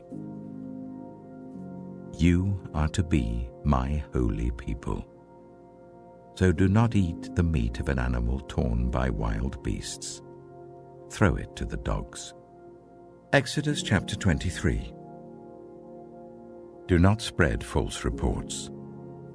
Do not help a guilty person by being a malicious witness. Do not follow the crowd in doing wrong. When you give testimony in a lawsuit, do not pervert justice by siding with the crowd, and do not show favoritism to a poor person in a lawsuit. If you come across your enemy's ox or donkey wandering off, be sure to return it. If you see the donkey of someone who hates you fallen down under its load, do not leave it there. Be sure you help them with it. Do not deny justice to your poor people in their lawsuits. Have nothing to do with a false charge, and do not put an innocent or honest person to death, for I will not acquit the guilty. Do not accept a bribe, for a bribe blinds those who see and twists the words of the innocent. Do not oppress a foreigner. You yourselves know how it feels to be foreigners, because you were foreigners in Egypt. For 6 years you are to sow your fields and harvest the crops, but during the 7th year let the land lie unplowed and unused. Then the poor among your people may get food from it, and the wild animals may eat what is left. Do the same with your vineyard and your olive grove. 6 days do your work, but on the 7th day do not work, so that your ox and your donkey may rest, and so that the slave born in your household and the foreigner living among you may be refreshed. Be careful to do everything I have said to you. Do not invoke the names of other gods. Do not let them be heard on your lips. 3 times a year you are to celebrate a festival to me. Celebrate the festival of unleavened bread. For 7 days eat bread made without yeast, as I commanded you. Do this at the appointed time in the month of Aviv, for in that month you came out of Egypt. No one is to appear before me empty-handed. Celebrate the festival of harvest with the first fruits of the crops you sow in your field. Celebrate the festival of ingathering at the end of the year, when you gather in your crops from the field. 3 times a year, all the men are to appear before the sovereign Lord. Do not offer the blood of a sacrifice to me, along with anything containing yeast. The fat of my festival offerings must not be kept until morning. Bring the best of the first fruits of your soil to the house of the Lord your God. Do not cook a young goat in its mother's milk. See, I am sending an angel ahead of you to guard you along the way and to bring you to the place I have prepared. Pay attention to him and listen to what he says. Do not rebel against him. He will not forgive your rebellion, since my name is in him. If you listen carefully to what he says and do all that I say, I will be an enemy to your enemies and will oppose those who oppose you. My angel will go ahead of you and bring you into the land of the Amorites, Hittites, Perizzites, Canaanites, Hivites, and Jebusites, and I will wipe them out. Do not bow down before their gods, or worship them, or follow their practices. You must demolish them and break their sacred stones to pieces. Worship the Lord your God, and his blessing will be on your food and water. I will take away disease from among you, and none will miscarry or be barren in your land. I will give you a full lifespan. I will send my terror ahead of you and throw into confusion every nation you encounter. I will make all your enemies turn their backs and run. I will send the hornet ahead of you to drive the Hivites, Canaanites, and Hittites out of your way. But I will not drive them out in a single year, because the land would become desolate and the wild animals too numerous for you. Little by little I will drive them out before you, until you have increased enough to take possession of the land. I will establish your borders from the Red Sea to the Mediterranean Sea, and from the desert to the Euphrates River. I will give into your hands the people who live in the land, and you will drive them out before you. Do not make a covenant with them or with their gods. Do not let them live in your land, or they will cause you to sin against me, because the worship of their gods will certainly be a snare to you. Exodus chapter 24. Then the Lord said to Moses, "Come up to the Lord, you and Aaron, Nadab and Abihu, and 70 of the elders of Israel. You are to worship at a distance, but Moses alone is to approach the Lord. The others must not come near, and the people may not come up with him." When Moses went and told the people all the Lord's words and laws, they responded with one voice, "Everything the Lord has said we will do." Moses then wrote down everything the Lord had said. He got up early the next morning and built an altar at the foot of the mountain and set up 12 stone pillars representing the 12 tribes of Israel.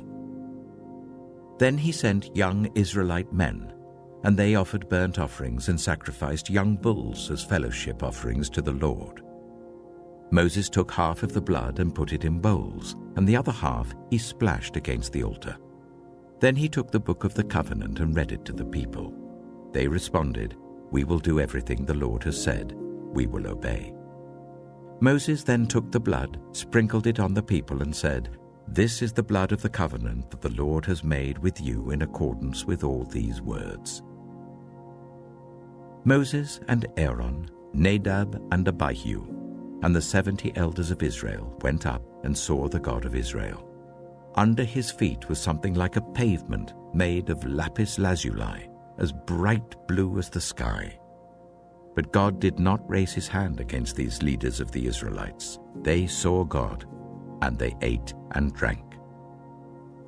The Lord said to Moses, "Come up to me on the mountain and stay here, and I will give you the tablets of stone with the law and commandments I have written for their instruction."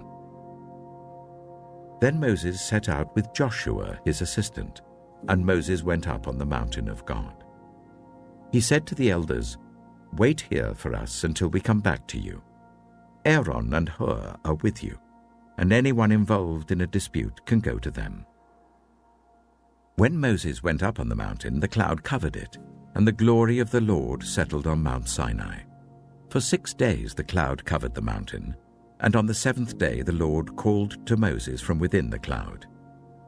To the Israelites, the glory of the Lord looked like a consuming fire on top of the mountain.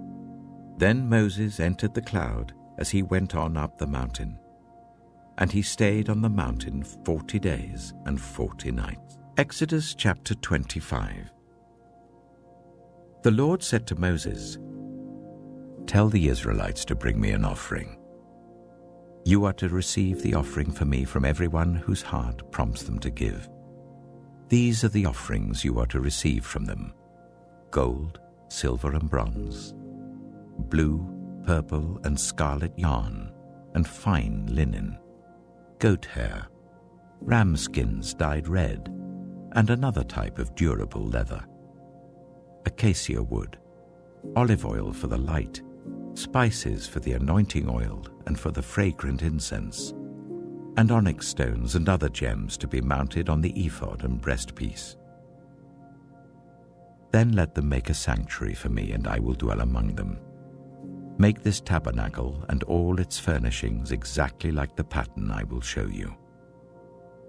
Let them make an ark of acacia wood, 2.5 cubits long, 1.5 cubits wide, and 1.5 cubits high. Overlay it with pure gold both inside and out, and make a gold molding around it. Cast 4 gold rings for it, and fasten them to its 4 feet, with 2 rings on one side and 2 rings on the other. Then make poles of acacia wood and overlay them with gold. Insert the poles into the rings on the sides of the ark to carry it. The poles are to remain in the rings of this ark. They are not to be removed. Then put in the ark the tablets of the covenant law which I will give you. Make an atonement cover of pure gold, 2.5 cubits long and 1.5 cubits wide, and make 2 cherubim out of hammered gold at the ends of the cover. Make 1 cherub on one end and the 2nd cherub on the other. Make the cherubim of one piece with the cover at the 2 ends. The cherubim are to have their wings spread upwards, overshadowing the cover with them. The cherubim are to face each other, looking towards the cover. Place the cover on top of the ark and put in the ark the tablets of the covenant law that I will give you. There, above the cover, between the 2 cherubim that are over the ark of the covenant law, I will meet with you and give you all my commands for the Israelites. Make a table of acacia wood, 2 cubits long, 1 cubit wide, and 1.5 cubits high. Overlay it with pure gold and make a gold molding around it. Also make around it a rim, a handbreadth wide, and put a gold molding on the rim. Make 4 gold rings for the table and fasten them to the 4 corners where the 4 legs are. The rings are to be close to the rim to hold the poles used in carrying the table. Make the poles of acacia wood, overlay them with gold, and carry the table with them. And make its plates and dishes of pure gold, as well as its pitchers and bowls for the pouring out of offerings. Put the bread of the presence on this table, to be before me at all times. Make a lampstand of pure gold. Hammer out its base and shaft, and make its flower-like cups, buds, and blossoms of one piece with them. 6 branches are to extend from the sides of the lampstand, 3 on one side and 3 on the other. 3 cups, shaped like almond flowers with buds and blossoms, are to be on one branch, 3 on the next branch, and the same for all 6 branches extending from the lampstand. And on the lampstand there are to be 4 cups shaped like almond flowers with buds and blossoms. 1 bud shall be under the first pair of branches extending from the lampstand, a 2nd bud under the 2nd pair, and a 3rd bud under the 3rd pair. 6 branches in all. The buds and branches shall all be of one piece with the lampstand hammered out of pure gold. Then make it 7 lamps and set them up on it so that they light the space in front of it. Its wick trimmers and trays are to be of pure gold. A talent of pure gold is to be used for the lampstand and all these accessories. See that you make them according to the pattern shown you on the mountain. Exodus chapter 26.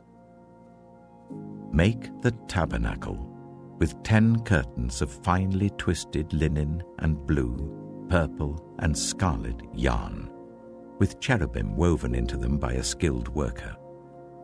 All the curtains are to be the same size, 28 cubits long and 4 cubits wide. Join 5 of the curtains together and do the same with the other 5. Make loops of blue material along the edge of the end curtain in one set and do the same with the end curtain in the other set. Make 50 loops on one curtain and 50 loops on the end curtain of the other set, with the loops opposite each other. Then make 50 gold clasps and use them to fasten the curtains together so that the tabernacle is a unit. Make curtains of goat hair for the tent over the tabernacle, 11 altogether. All 11 curtains are to be the same size, 30 cubits long and 4 cubits wide. Join 5 of the curtains together into one set and the other 6 into another set. Fold the 6th curtain double at the front of the tent.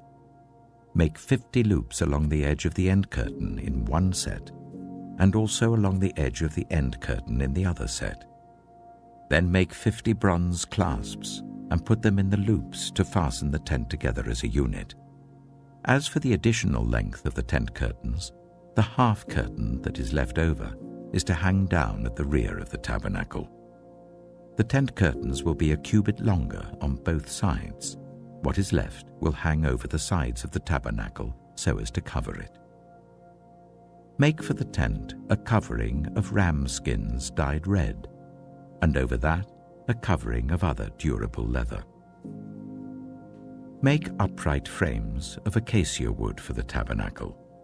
Each frame is to be 10 cubits long and 1.5 cubits wide, with 2 projections set parallel to each other. Make all the frames of the tabernacle in this way. Make 20 frames for the south side of the tabernacle, and make 40 silver bases to go under them, 2 bases for each frame, 1 under each projection. For the other side, the north side of the tabernacle, make 20 frames and 40 silver bases, 2 under each frame. Make 6 frames for the far end, that is the west end of the tabernacle, and make 2 frames for the corners at the far end. At these 2 corners, they must be double from the bottom all the way to the top and fitted into a single ring. Both shall be like that. So there will be 8 frames and 16 silver bases, 2 under each frame. Also, make crossbars of acacia wood, 5 for the frames on one side of the tabernacle, 5 for those on the other side, and 5 for the frames on the west at the far end of the tabernacle. The center crossbar is to extend from end to end at the middle of the frames. Overlay the frames with gold and make gold rings to hold the crossbars. Also, overlay the crossbars with gold. Set up the tabernacle according to the plan shown you on the mountain. Make a curtain of blue, purple, and scarlet yarn and finely twisted linen, with cherubim woven into it by a skilled worker. Hang it with gold hooks on 4 posts of acacia wood, overlaid with gold and standing on 4 silver bases.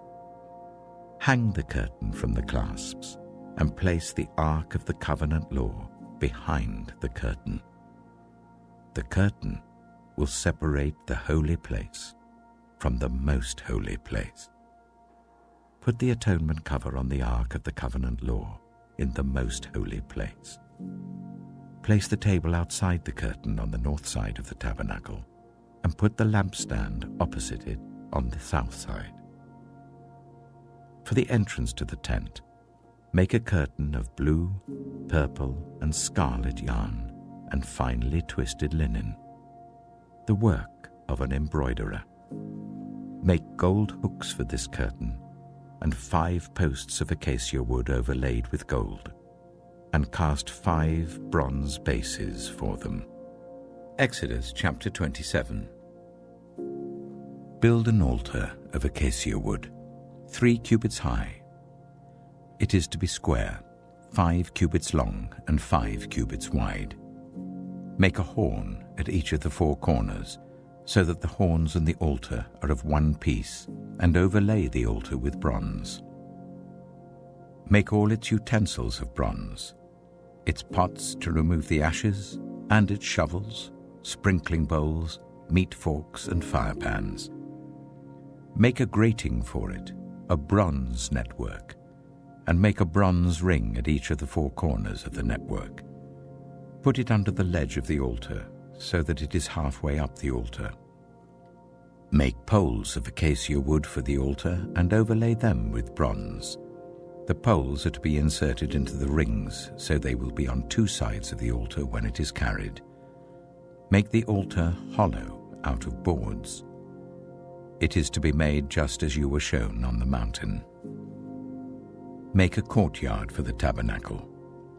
The south side shall be 100 cubits long, and is to have curtains of finely twisted linen, with 20 posts and 20 bronze bases, with silver hooks and bands on the posts. The north side shall also be 100 cubits long, and is to have curtains with 20 posts and 20 bronze bases, and with silver hooks and bands on the posts. The west end of the courtyard shall be 50 cubits wide and have curtains with 10 posts and 10 bases. On the east end, towards the sunrise, the courtyard shall also be 50 cubits wide.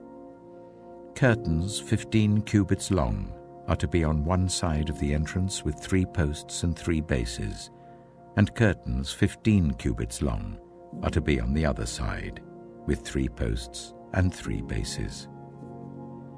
For the entrance to the courtyard, provide a curtain 20 cubits long of blue, purple, and scarlet yarn, and finely twisted linen, the work of an embroiderer, with 4 posts and 4 bases. All the posts around the courtyard are to have silver bands and hooks and bronze bases. The courtyard shall be 100 cubits long and 50 cubits wide, with curtains of finely twisted linen 5 cubits high, and with bronze bases. All the other articles used in the service of the tabernacle, whatever their function, including all the tent pegs for it and those for the courtyard, are to be of bronze. Command the Israelites to bring you clear oil of pressed olives for the light, so that the lamps may be kept burning. In the tent of meeting outside the curtain that shields the Ark of the Covenant Law, Aaron and his sons are to keep the lamps burning before the Lord from evening till morning. This is to be a lasting ordinance among the Israelites for the generations to come. Exodus chapter 28.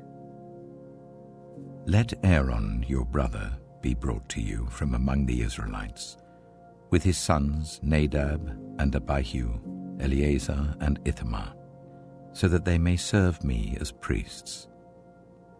Make sacred garments for your brother Aaron to give him dignity and honor. Tell all the skilled workers to whom I have given wisdom in such matters that they are to make garments for Aaron, for his consecration, so that he may serve me as priest. These are the garments they are to make: a breastpiece, an ephod, a robe, a woven tunic, a turban, and a sash. They are to make these sacred garments for your brother Aaron and his sons, so that they may serve me as priests. Make them use gold and blue, purple, and scarlet yarn, and fine linen. Make the ephod of gold, and of blue, purple, and scarlet yarn, and of finely twisted linen, the work of skilled hands. It is to have 2 shoulder pieces attached to 2 of its corners, so that it can be fastened. Its skillfully woven waistband is to be like it, of 1 piece with the ephod, and made with gold, and with blue, purple, and scarlet yarn, and with finely twisted linen. Take 2 onyx stones, and engrave on them the names of the sons of Israel, in the order of their birth, 6 names on 1 stone, and the remaining 6 on the other. Engrave the names of the sons of Israel on the 2 stones, the way a gem cutter engraves a seal. Then mount the stones in gold filigree settings, and fasten them on the shoulder pieces of the ephod as memorial stones for the sons of Israel. Aaron is to bear the names on his shoulders as a memorial before the Lord. Make gold filigree settings, and 2 braided chains of pure gold like a rope, and attach the chains to the settings. Fashion a breastpiece for making decisions, the work of skilled hands. Make it like the ephod, of gold and of blue, purple, and scarlet yarn, and of finely twisted linen. It is to be square, a span long and a span wide, and folded double. Then mount 4 rows of precious stones on it. The first row shall be carnelian, chrysolite, and beryl. The second row shall be turquoise, lapis lazuli, and emerald. The third row shall be jacinth, agate, and amethyst. The fourth row shall be topaz, onyx, and jasper. Mount them in gold filigree settings. There are to be 12 stones, 1 for each of the names of the sons of Israel, each engraved like a seal with the name of 1 of the 12 tribes. For the breastpiece, make braided chains of pure gold like a rope. Make 2 gold rings for it and fasten them to 2 corners of the breastpiece. Fasten the 2 gold chains to the rings at the corners of the breastpiece, and the other ends of the chains to the 2 settings, attaching them to the shoulder pieces of the ephod at the front. Make 2 gold rings and attach them to the other 2 corners of the breastpiece on the inside edge next to the ephod. Make 2 more gold rings and attach them to the bottom of the shoulder pieces on the front of the ephod, close to the seam just above the waistband of the ephod. The rings of the breastpiece are to be tied to the rings of the ephod with blue cord, connecting it to the waistband, so that the breastpiece will not swing out from the ephod. Whenever Aaron enters the holy place, he will bear the names of the sons of Israel over his heart on the breastpiece of decision, as a continuing memorial before the Lord. Also put the Urim and the Thummim in the breastpiece, so they may be over Aaron's heart whenever he enters the presence of the Lord. Thus Aaron will always bear the means of making decisions for the Israelites over his heart before the Lord. Make the robe of the ephod entirely out of blue cloth, with an opening for the head in its center. There shall be a woven edge like a collar around this opening, so that it will not tear. Make pomegranates of blue, purple, and scarlet yarn around the hem of the robe, with gold bells between them. The gold bells and the pomegranates are to alternate round the hem of the robe. Aaron must wear it when he ministers. The sound of the bells will be heard when he enters the holy place before the Lord and when he comes out, so that he will not die. Make a plate of pure gold, and engrave on it as on a seal, holy to the Lord. Fasten a blue cord to it to attach it to the turban. It is to be on the front of the turban. It will be on Aaron's forehead, and he will bear the guilt involved in the sacred gifts the Israelites consecrate, whatever their gifts may be. It will be on Aaron's forehead continually, so that they will be acceptable to the Lord. Weave the tunic of fine linen, and make the turban of fine linen. The sash is to be the work of an embroiderer. Make tunics, sashes, and caps for Aaron's sons, to give them dignity and honor. After you put these clothes on your brother Aaron and his sons, anoint and ordain them. Consecrate them, so they may serve me as priests. Make linen undergarments as a covering for the body, reaching from the waist to the thigh.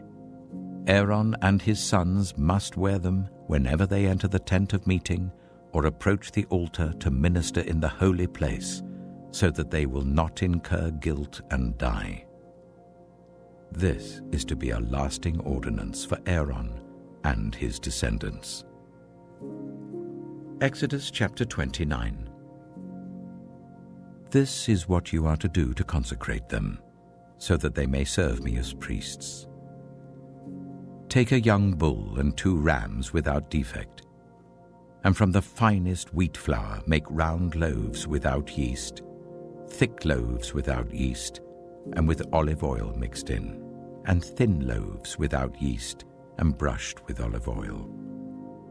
Put them in a basket, and present them in it, along with the bull and the 2 rams. Then bring Aaron and his sons to the entrance to the tent of meeting, and wash them with water. Take the garments and dress Aaron with the tunic, the robe of the ephod itself, and the breastpiece. Fasten the ephod on him by its skillfully woven waistband. Put the turban on his head and attach the sacred emblem to the turban. Take the anointing oil and anoint him by pouring it on his head. Bring his sons and dress them in tunics and fasten caps on them. Then tie sashes on Aaron and his sons. The priesthood is theirs by a lasting ordinance. Then you shall ordain Aaron and his sons. Bring the bull to the front of the tent of meeting, and Aaron and his sons shall lay their hands on its head. Slaughter it in the Lord's presence at the entrance to the tent of meeting. Take some of the bull's blood and put it on the horns of the altar with your finger, and pour out the rest of it at the base of the altar. Then take all the fat of the internal organs, the covering of the liver and both kidneys with the fat on them, and burn them on the altar. But burn the bull's flesh and its hide and its intestines outside the camp. It is a sin offering. Take one of the rams, and Aaron and his sons shall lay their hands on its head. Slaughter it, and take the blood and splash it against the sides of the altar. Cut the ram into pieces, and wash the internal organs and the legs, putting them with the head and the other pieces. Then burn the entire ram on the altar. It is a burnt offering to the Lord, a pleasing aroma, a food offering presented to the Lord. Take the other ram, and Aaron and his sons shall lay their hands on its head. Slaughter it, take some of its blood, and put it on the lobes of the right ears of Aaron and his sons, on the thumbs of their right hands, and on the big toes of their right feet. Then splash blood against the sides of the altar. And take some of the blood on the altar and some of the anointing oil, and sprinkle it on Aaron and his garments, and on his sons and their garments. Then he and his sons and their garments will be consecrated.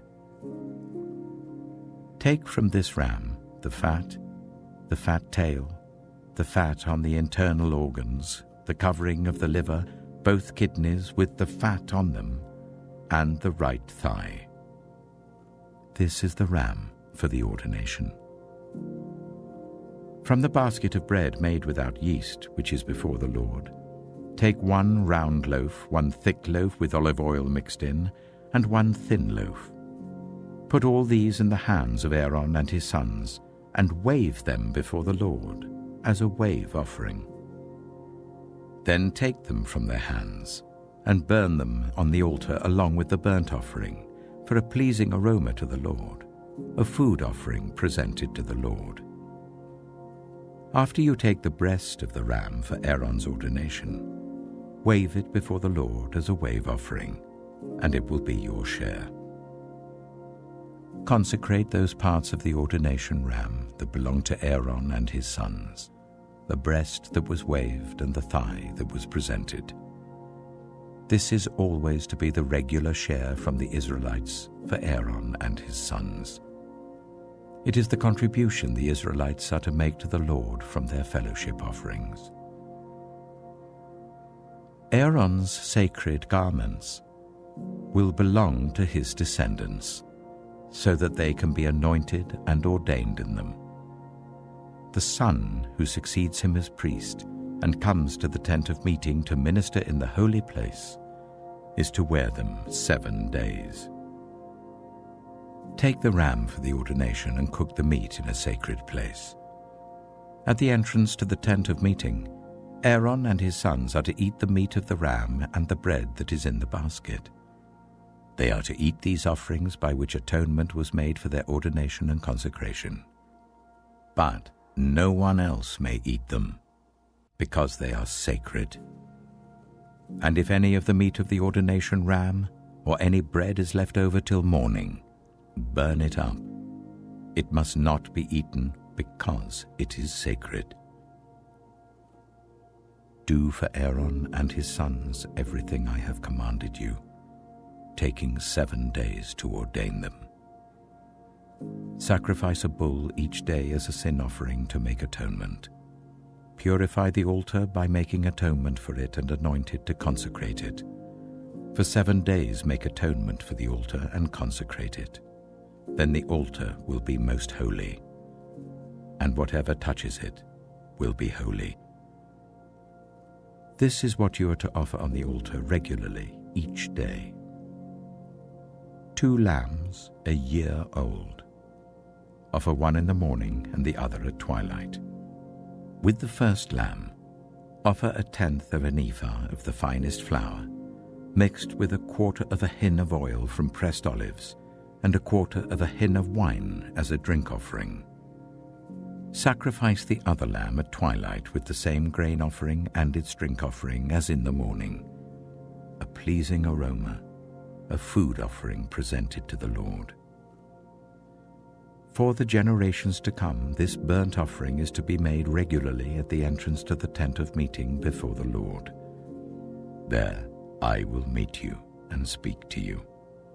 There also I will meet with the Israelites, and the place will be consecrated by my glory. So I will consecrate the tent of meeting and the altar, and will consecrate Aaron and his sons to serve me as priests. Then I will dwell among the Israelites and be their God. They will know that I am the Lord their God, who brought them out of Egypt so that I might dwell among them. I am the Lord their God. Exodus chapter 30. Make an altar of acacia wood for burning incense. It is to be square, 1 cubit long and 1 cubit wide and 2 cubits high. its horns of one piece with it. Overlay the top and all the sides and the horns with pure gold, and make a gold molding around it. Make 2 gold rings for the altar below the molding, 2 on each of the opposite sides to hold the poles used to carry it. Make the poles of acacia wood and overlay them with gold. Put the altar in front of the curtain that shields the Ark of the Covenant Law, before the atonement cover that is over the tablets of the covenant law, where I will meet with you. Aaron must burn fragrant incense on the altar every morning when he tends the lamps. He must burn incense again when he lights the lamps at twilight, so that incense will burn regularly before the Lord for the generations to come. Do not offer on this altar any other incense or any burnt offering or grain offering, and do not pour a drink offering on it. Once a year, Aaron shall make atonement on its horns. This annual atonement must be made with the blood of the atoning sin offering for the generations to come. It is most holy to the Lord. Then the Lord said to Moses, "When you take a census of the Israelites to count them, each one must pay the Lord a ransom for his life at the time he is counted. Then no plague will come on them when you number them.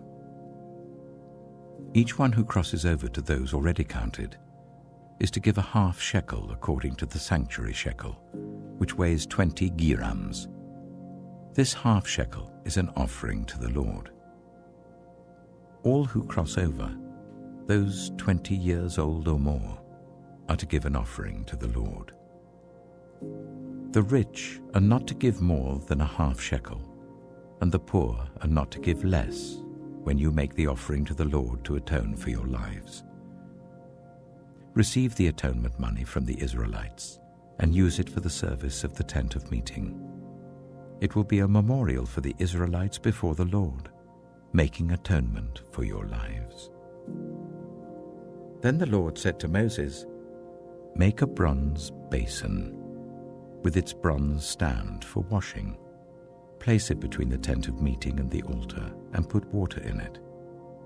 Aaron and his sons are to wash their hands and feet with water from it. Whenever they enter the tent of meeting, they shall wash with water so that they will not die. Also, when they approach the altar to minister by presenting a food offering to the Lord, they shall wash their hands and feet so that they will not die. This is to be a lasting ordinance for Aaron and his descendants for the generations to come." Then the Lord said to Moses, "Take the following fine spices: 500 shekels of liquid myrrh, half as much, that is 250 shekels, of fragrant cinnamon, 250 shekels of fragrant calamus, 500 shekels of cassia, all according to the sanctuary shekel, and a hin of olive oil. Make these into a sacred anointing oil, a fragrant blend, the work of a perfumer. It will be the sacred anointing oil. Then use it to anoint the tent of meeting, the Ark of the Covenant Law, the table and all its articles, the lampstand and its accessories, the altar of incense, the altar of burnt offering and all its utensils, and the basin with its stand. You shall consecrate them, so they will be most holy, and whatever touches them will be holy. Anoint Aaron and his sons and consecrate them, so they may serve me as priests. Say to the Israelites, this is to be my sacred anointing oil for the generations to come. Do not pour it on anyone else's body, and do not make any other oil using the same formula. It is sacred, and you are to consider it sacred.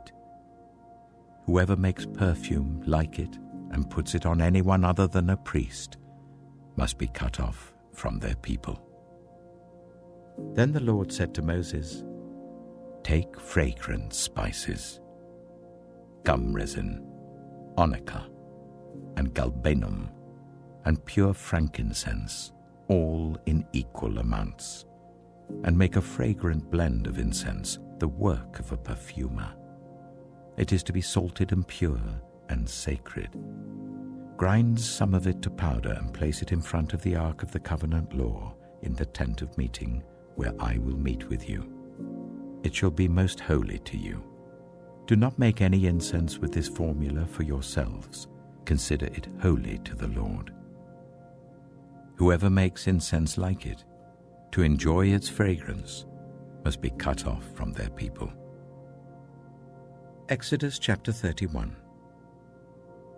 Then the Lord said to Moses, See, I have chosen Bezalel, son of Uri, the son of Hur of the tribe of Judah, and I have filled him with the Spirit of God, with wisdom, with understanding, with knowledge, and with all kinds of skills, to make artistic designs for work in gold, silver, and bronze, to cut and set stones, to work in wood, and to engage in all kinds of crafts.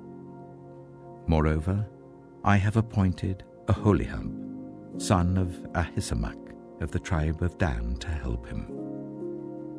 Also, I have given ability to all the skilled workers to make everything I have commanded you: the tent of meeting, the ark of the covenant law with the atonement cover on it, and all the other furnishings of the tent, the table and its articles, the pure gold lampstand and all its accessories, the altar of incense, the altar of burnt offering and all its utensils, the basin with its stand, and also the woven garments, both the sacred garments for Aaron the priest and the garments for his sons when they serve as priests, and the anointing oil and fragrant incense for the holy place. They are to make them just as I commanded you. Then the Lord said to Moses, Say to the Israelites, You must observe my Sabbaths. This will be a sign between me and you for the generations to come, so that you may know that I am the Lord who makes you holy. Observe the Sabbath because it is holy to you. Anyone who desecrates it is to be put to death. Those who do any work on that day must be cut off from their people. For 6 days work is to be done, but the seventh day is a day of Sabbath rest, holy to the Lord. Whoever does any work on the Sabbath day is to be put to death. The Israelites are to observe the Sabbath, celebrating it for the generations to come as a lasting covenant. It will be a sign between me and the Israelites forever. For in 6 days the Lord made the heavens and the earth, and on the seventh day he rested and was refreshed. When the Lord finished speaking to Moses on Mount Sinai, he gave him the 2 tablets of the covenant law, the tablets of stone inscribed by the finger of God. Exodus chapter 32. When the people saw that Moses was so long in coming down from the mountain, they gathered round Aaron and said, Come, make us gods who will go before us. As for this fellow Moses who brought us up out of Egypt, we don't know what has happened to him. Aaron answered them, Take off the gold earrings that your wives, your sons, and your daughters are wearing, and bring them to me. So all the people took off their earrings and brought them to Aaron. He took what they handed him and made it into an idol cast in the shape of a calf, fashioning it with a tool. Then they said, These are your gods, Israel, who brought you up out of Egypt. When Aaron saw this, he built an altar in front of the calf and announced, Tomorrow there will be a festival to the Lord. So the next day the people rose early and sacrificed burnt offerings and presented fellowship offerings. Afterwards they sat down to eat and drink and got up to indulge in revelry. Then the Lord said to Moses, Go down, because your people, whom you brought up out of Egypt, have become corrupt. They have been quick to turn away from what I commanded them and have made themselves an idol cast in the shape of a calf. They have bowed down to it and sacrificed to it and have said, These are your gods, Israel, who brought you up out of Egypt. I have seen these people, the Lord said to Moses, and they are a stiff-necked people. Now leave me alone so that my anger may burn against them and that I may destroy them. Then I will make you into a great nation." But Moses sought the favor of the Lord his God. "Lord," he said, "why should your anger burn against your people, whom you brought out of Egypt with great power and a mighty hand? Why should the Egyptians say, 'It was with evil intent that he brought them out, to kill them in the mountains and to wipe them off the face of the earth?' Turn from your fierce anger. Relent and do not bring disaster on your people. Remember your servants, Abraham, Isaac, and Israel, to whom you swore by your own self. I will make your descendants as numerous as the stars in the sky, and I will give your descendants all this land I promised them, and it will be their inheritance forever." Then the Lord relented and did not bring on his people the disaster he had threatened. Moses turned and went down the mountain with the 2 tablets of the covenant law in his hands. They were inscribed on both sides, front and back. The tablets were the work of God. The writing was the writing of God, engraved on the tablets. When Joshua heard the noise of the people shouting, he said to Moses, "There is the sound of war in the camp." Moses replied, "It is not the sound of victory. It is not the sound of defeat. It is the sound of singing that I hear." When Moses approached the camp and saw the calf and the dancing, his anger burned, and he threw the tablets out of his hands, breaking them to pieces at the foot of the mountain. And he took the calf the people had made and burned it in the fire. Then he ground it to powder, scattered it on the water, and made the Israelites drink it. He said to Aaron, "What did these people do to you, that you led them into such great sin?" "Do not be angry, my lord," Aaron answered. "You know how prone these people are to evil. They said to me, 'Make us gods who will go before us.' As for this fellow Moses who brought us up out of Egypt, we don't know what's happened to him. So I told them, 'Whoever has any gold jewelry, take it off.' Then they gave me the gold, and I threw it into the fire, and out came this calf." Moses saw that the people were running wild, and that Aaron had let them get out of control and so become a laughingstock to their enemies. So he stood at the entrance to the camp and said, "Whoever is for the Lord, come to me." And all the Levites rallied to him. Then he said to them, "This is what the Lord, the God of Israel, says. Each man strap a sword to his side. Go back and forth through the camp from one end to the other, each killing his brother and friend and neighbor." The Levites did as Moses commanded, and that day about 3,000 of the people died. Then Moses said, "You have been set apart to the Lord today, for you were against your own sons and brothers, and he has blessed you this day." The next day Moses said to the people, "You have committed a great sin, but now I will go up to the Lord. Perhaps I can make atonement for your sin." So Moses went back to the Lord and said, "Oh, what a great sin these people have committed. They have made themselves gods of gold. But now, please, forgive their sin. But if not, then blot me out of the book you have written."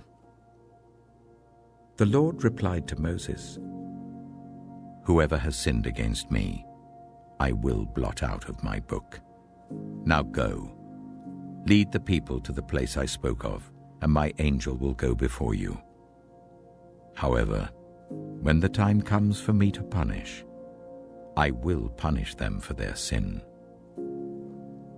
And the Lord struck the people with a plague because of what they did with the calf Aaron had made. Exodus chapter 33.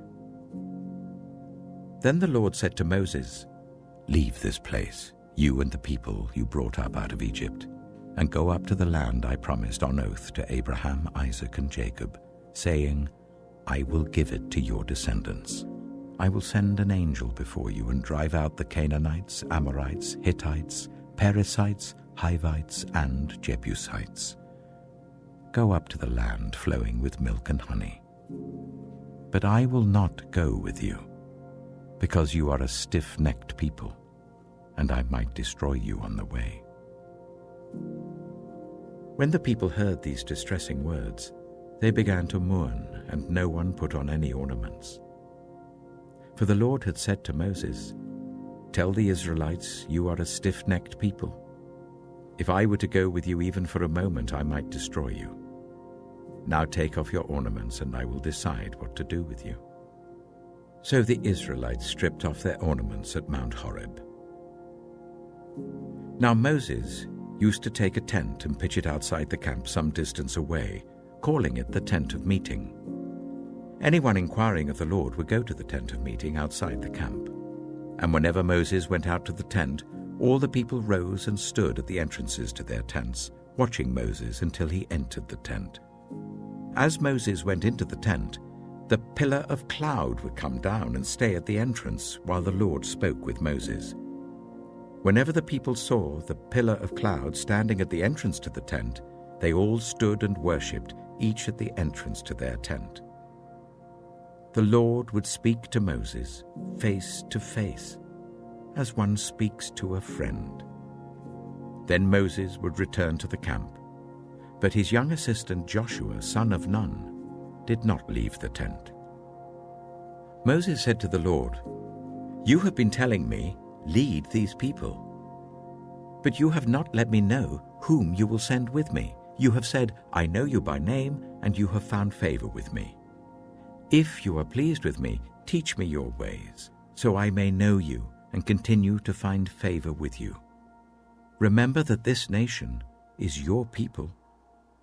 The Lord replied, "My presence will go with you, and I will give you rest." Then Moses said to him, "If your presence does not go with us, do not send us up from here. How will anyone know that you are pleased with me and with your people unless you go with us? What else will distinguish me and your people from all the other people on the face of the earth?" And the Lord said to Moses, "I will do the very thing you have asked, because I am pleased with you, and I know you by name." Then Moses said, "Now show me your glory." And the Lord said, "I will cause all my goodness to pass in front of you, and I will proclaim my name, the Lord, in your presence. I will have mercy on whom I will have mercy, and I will have compassion on whom I will have compassion. But," he said, "you cannot see my face, for no one may see me and live." Then the Lord said, "There is a place near me where you may stand on a rock. When my glory passes by, I will put you in a cleft in the rock and cover you with my hand until I have passed by. Then I will remove my hand, and you will see my back, but my face must not be seen." Exodus chapter 34. The Lord said to Moses, "Chisel out 2 stone tablets like the first ones, and I will write on them the words that were on the first tablets which you broke. Be ready in the morning, and then come up on Mount Sinai. Present yourself to me there on the top of the mountain. No one is to come with you or be seen anywhere on the mountain. Not even the flocks and herds may graze in front of the mountain." So Moses chiseled out 2 stone tablets like the first ones, and went up Mount Sinai early in the morning as the Lord had commanded him, and he carried the 2 stone tablets in his hands. Then the Lord came down in the cloud and stood there with him, and proclaimed his name, the Lord. And he passed in front of Moses, proclaiming, "The Lord, the compassionate and gracious God, slow to anger, abounding in love and faithfulness, maintaining love to thousands, and forgiving wickedness, rebellion, and sin. Yet he does not leave the guilty unpunished. He punishes the children and their children for the sin of the parents to the third and fourth generation." Moses bowed to the ground at once and worshipped. "Lord," he said, "if I have found favor in your eyes, then let the Lord go with us. Although this is a stiff-necked people, forgive our wickedness and our sin, and take us as your inheritance." Then the Lord said, "I am making a covenant with you. Before all your people, I will do wonders never before done in any nation in all the world. The people you live among will see how awesome is the work that I, the Lord, will do for you. Obey what I command you today. I will drive out before you the Amorites, Canaanites, Hittites, Perizzites, Hivites, and Jebusites. Be careful not to make a treaty with those who live in the land where you are going, or they will be a snare among you. Break down their altars, smash their sacred stones, and cut down their Asherah poles. Do not worship any other god, for the Lord, whose name is jealous, is a jealous God. Be careful not to make a treaty with those who live in the land, for when they prostitute themselves to their gods and sacrifice to them, they will invite you, and you will eat their sacrifices. And when you choose some of their daughters as wives for your sons, and those daughters prostitute themselves to their gods, they will lead your sons to do the same. Do not make any idols. Celebrate the festival of unleavened bread. For 7 days eat bread made without yeast as I commanded you. Do this at the appointed time in the month of Aviv, for in that month you came out of Egypt. The first offspring of every womb belongs to me, including all the firstborn males of your livestock, whether from herd or flock. Redeem the firstborn donkey with a lamb, but if you do not redeem it, break its neck. Redeem all your firstborn sons. No one is to appear before me empty-handed. 6 days you shall labor, but on the 7th day you shall rest. Even during the plowing season and harvest, you must rest. Celebrate the festival of weeks with the first fruits of the wheat harvest, and the festival of ingathering at the turn of the year. 3 times a year, all your men are to appear before the sovereign Lord, the God of Israel. I will drive out nations before you and enlarge your territory, and no one will covet your land when you go up 3 times each year to appear before the Lord your God. Do not offer the blood of a sacrifice to me along with anything containing yeast, and do not let any of the sacrifice from the Passover festival remain until morning. Bring the best of the first fruits of your soil to the house of the Lord your God. Do not cook a young goat in its mother's milk. Then the Lord said to Moses, "Write down these words, for in accordance with these words I have made a covenant with you and with Israel." Moses was there with the Lord 40 days and 40 nights without eating bread or drinking water, and he wrote on the tablets the words of the covenant, the 10 commandments.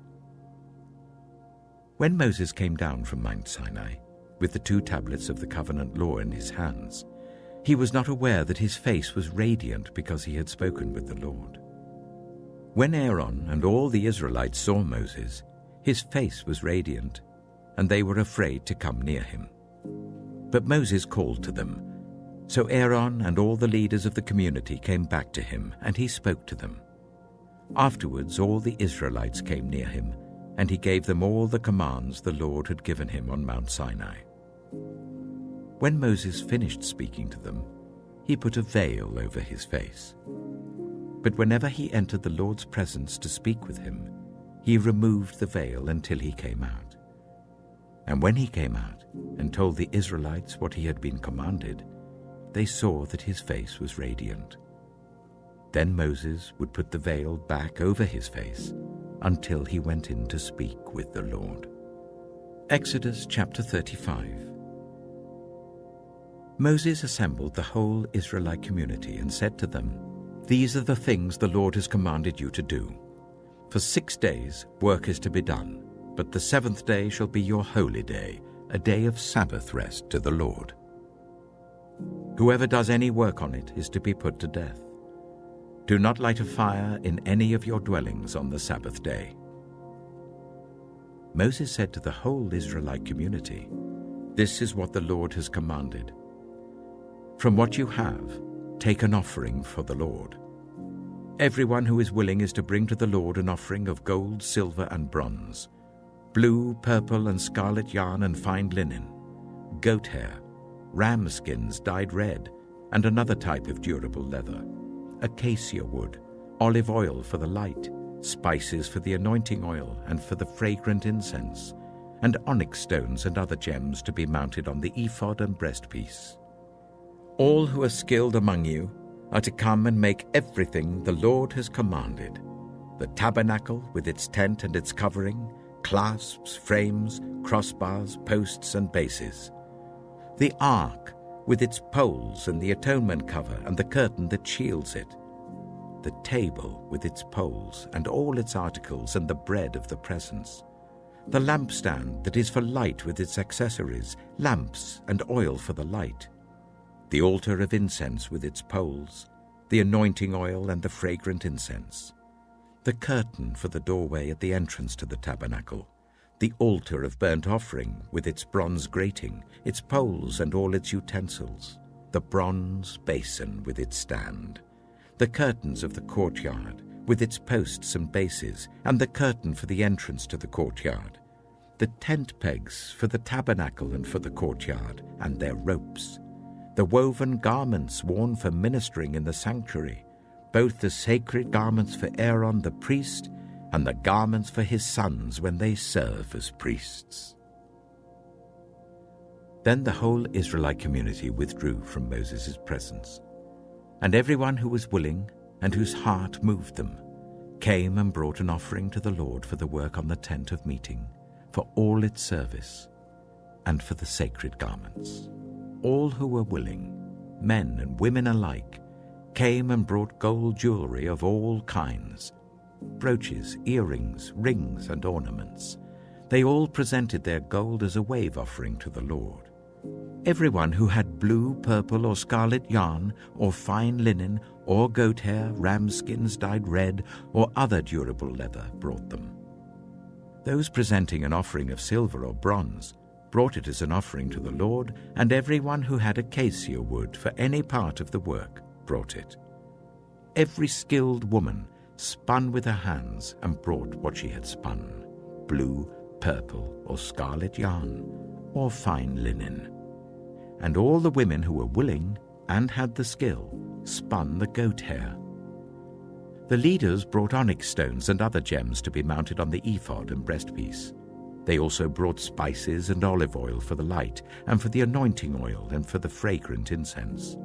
All the Israelite men and women who were willing brought to the Lord free will offerings for all the work the Lord, through Moses, had commanded them to do. Then Moses said to the Israelites, "See, the Lord has chosen Bezalel, son of Uri, the son of Hur, of the tribe of Judah, and he has filled him with the Spirit of God, with wisdom, with understanding, with knowledge, and with all kinds of skills, to make artistic designs for work in gold, silver, and bronze, to cut and set stones, to work in wood, and to engage in all kinds of artistic crafts. And he has given both him and Aholiab, son of Ahisamach of the tribe of Dan, the ability to teach others. He has filled them with skill to do all kinds of work as engravers, designers, embroiderers in blue, purple, and scarlet yarn and fine linen, and weavers, all of them skilled workers and designers." Exodus chapter 36. So Bezalel, Aholiab, and every skilled person to whom the Lord has given skill and ability, to know how to carry out all the work of constructing the sanctuary, are to do the work just as the Lord has commanded." Then Moses summoned Bezalel and Aholiab, and every skilled person to whom the Lord had given ability, and who was willing to come and do the work. They received from Moses all the offerings the Israelites had brought to carry out the work of constructing the sanctuary. And the people continued to bring free will offerings morning after morning. So all the skilled workers who were doing all the work on the sanctuary left what they were doing and said to Moses, "The people are bringing more than enough for doing the work the Lord commanded to be done." Then Moses gave an order, and they sent this word throughout the camp: "No man or woman is to make anything else as an offering for the sanctuary." And so the people were restrained from bringing more, because what they already had was more than enough to do all the work. All those who were skilled among the workers made the tabernacle with 10 curtains of finely twisted linen and blue, purple, and scarlet yarn, with cherubim woven into them by expert hands. All the curtains were the same size, 28 cubits long and 4 cubits wide. They joined 5 of the curtains together and did the same with the other 5. Then they made loops of blue material along the edge of the end curtain in one set, and the same was done with the end curtain in the other set. They also made 50 loops on one curtain and 50 loops on the end curtain of the other set, with the loops opposite each other. Then they made 50 gold clasps and used them to fasten the 2 sets of curtains together, so that the tabernacle was a unit. They made curtains of goat hair for the tent over the tabernacle, 11 altogether. All 11 curtains were the same size, 30 cubits long and 4 cubits wide. They joined 5 of the curtains into one set, and the other 6 into another set. Then they made 50 loops along the edge of the end curtain in one set, and also along the edge of the end curtain in the other set. They made 50 bronze clasps to fasten the tent together as a unit. Then they made for the tent a covering of ram skins dyed red, and over that a covering of other durable leather. They made upright frames of acacia wood for the tabernacle. Each frame was 10 cubits long and 1.5 cubits wide, with 2 projections set parallel to each other. They made all the frames of the tabernacle in this way. They made 20 frames for the south side of the tabernacle and made 40 silver bases to go under them, 2 bases for each frame, 1 under each projection. For the other side, the north side of the tabernacle, they made 20 frames and 40 silver bases, 2 under each frame. They made 6 frames for the far end, that is, the west end of the tabernacle, and 2 frames were made for the corners of the tabernacle at the far end. At these 2 corners, the frames were double from the bottom all the way to the top and fitted into a single ring. Both were made alike. So there were 8 frames and 16 silver bases, 2 under each frame. They also made crossbars of acacia wood, 5 for the frames on one side of the tabernacle, 5 for those on the other side, and 5 for the frames on the west, at the far end of the tabernacle. They made the center crossbar so that it extended from end to end at the middle of the frames. They overlaid the frames with gold and made gold rings to hold the crossbars. They also overlaid the crossbars with gold. They made the curtain of blue, purple, and scarlet yarn and finely twisted linen, with cherubim woven into it by a skilled worker. They made 4 posts of acacia wood for it, and overlaid them with gold. They made gold hooks for them, and cast their 4 silver bases. For the entrance to the tent, they made a curtain of blue, purple, and scarlet yarn and finely twisted linen, the work of an embroiderer. And they made 5 posts with hooks for them. They overlaid the tops of the posts and their bands with gold, and made their 5 bases of bronze. Exodus chapter 37. Bezalel, made the ark of acacia wood, 2.5 cubits long, 1.5 cubits wide, and 1.5 cubits high. He overlaid it with pure gold, both inside and out, and made a gold molding around it. He cast 4 gold rings for it, and fastened them to its 4 feet, with 2 rings on one side and 2 rings on the other. Then he made poles of acacia wood, and overlaid them with gold, and he inserted the poles into the rings on the sides of the ark to carry it. He made the atonement cover of pure gold, 2.5 cubits long and 1.5 cubits wide. Then he made 2 cherubim out of hammered gold at the ends of the cover. He made 1 cherub on one end and the second cherub on the other. At the 2 ends he made them of one piece with the cover. The cherubim had their wings spread upwards, overshadowing the cover with them. The cherubim faced each other, looking towards the cover. They made the table of acacia wood, 2 cubits long, 1 cubit wide, and 1.5 cubits high. Then they overlaid it with pure gold and made a gold molding around it. They also made around it a rim, a handbreadth wide, and put a gold molding on the rim. They cast 4 gold rings for the table and fastened them to the 4 corners where the 4 legs were. The rings were put close to the rim to hold the poles used in carrying the table. The poles for carrying the table were made of acacia wood and were overlaid with gold. And they made from pure gold the articles for the table, its plates and dishes and bowls and its pitchers for the pouring out of drink offerings. They made the lampstand of pure gold. They hammered out its base and shaft and made its flower-like cups, buds and blossoms of one piece with them. 6 branches extended from the sides of the lampstand, 3 on one side and 3 on the other. 3 cups shaped like almond flowers with buds and blossoms were on one branch, 3 on the next branch, and the same for all 6 branches extending from the lampstand. And on the lampstand were 4 cups shaped like almond flowers with buds and blossoms. 1 bud was under the first pair of branches extending from the lampstand, a 2nd bud under the 2nd pair, and a 3rd bud under the 3rd pair, 6 branches in all. The buds and the branches were all of one piece with the lampstand, hammered out of pure gold.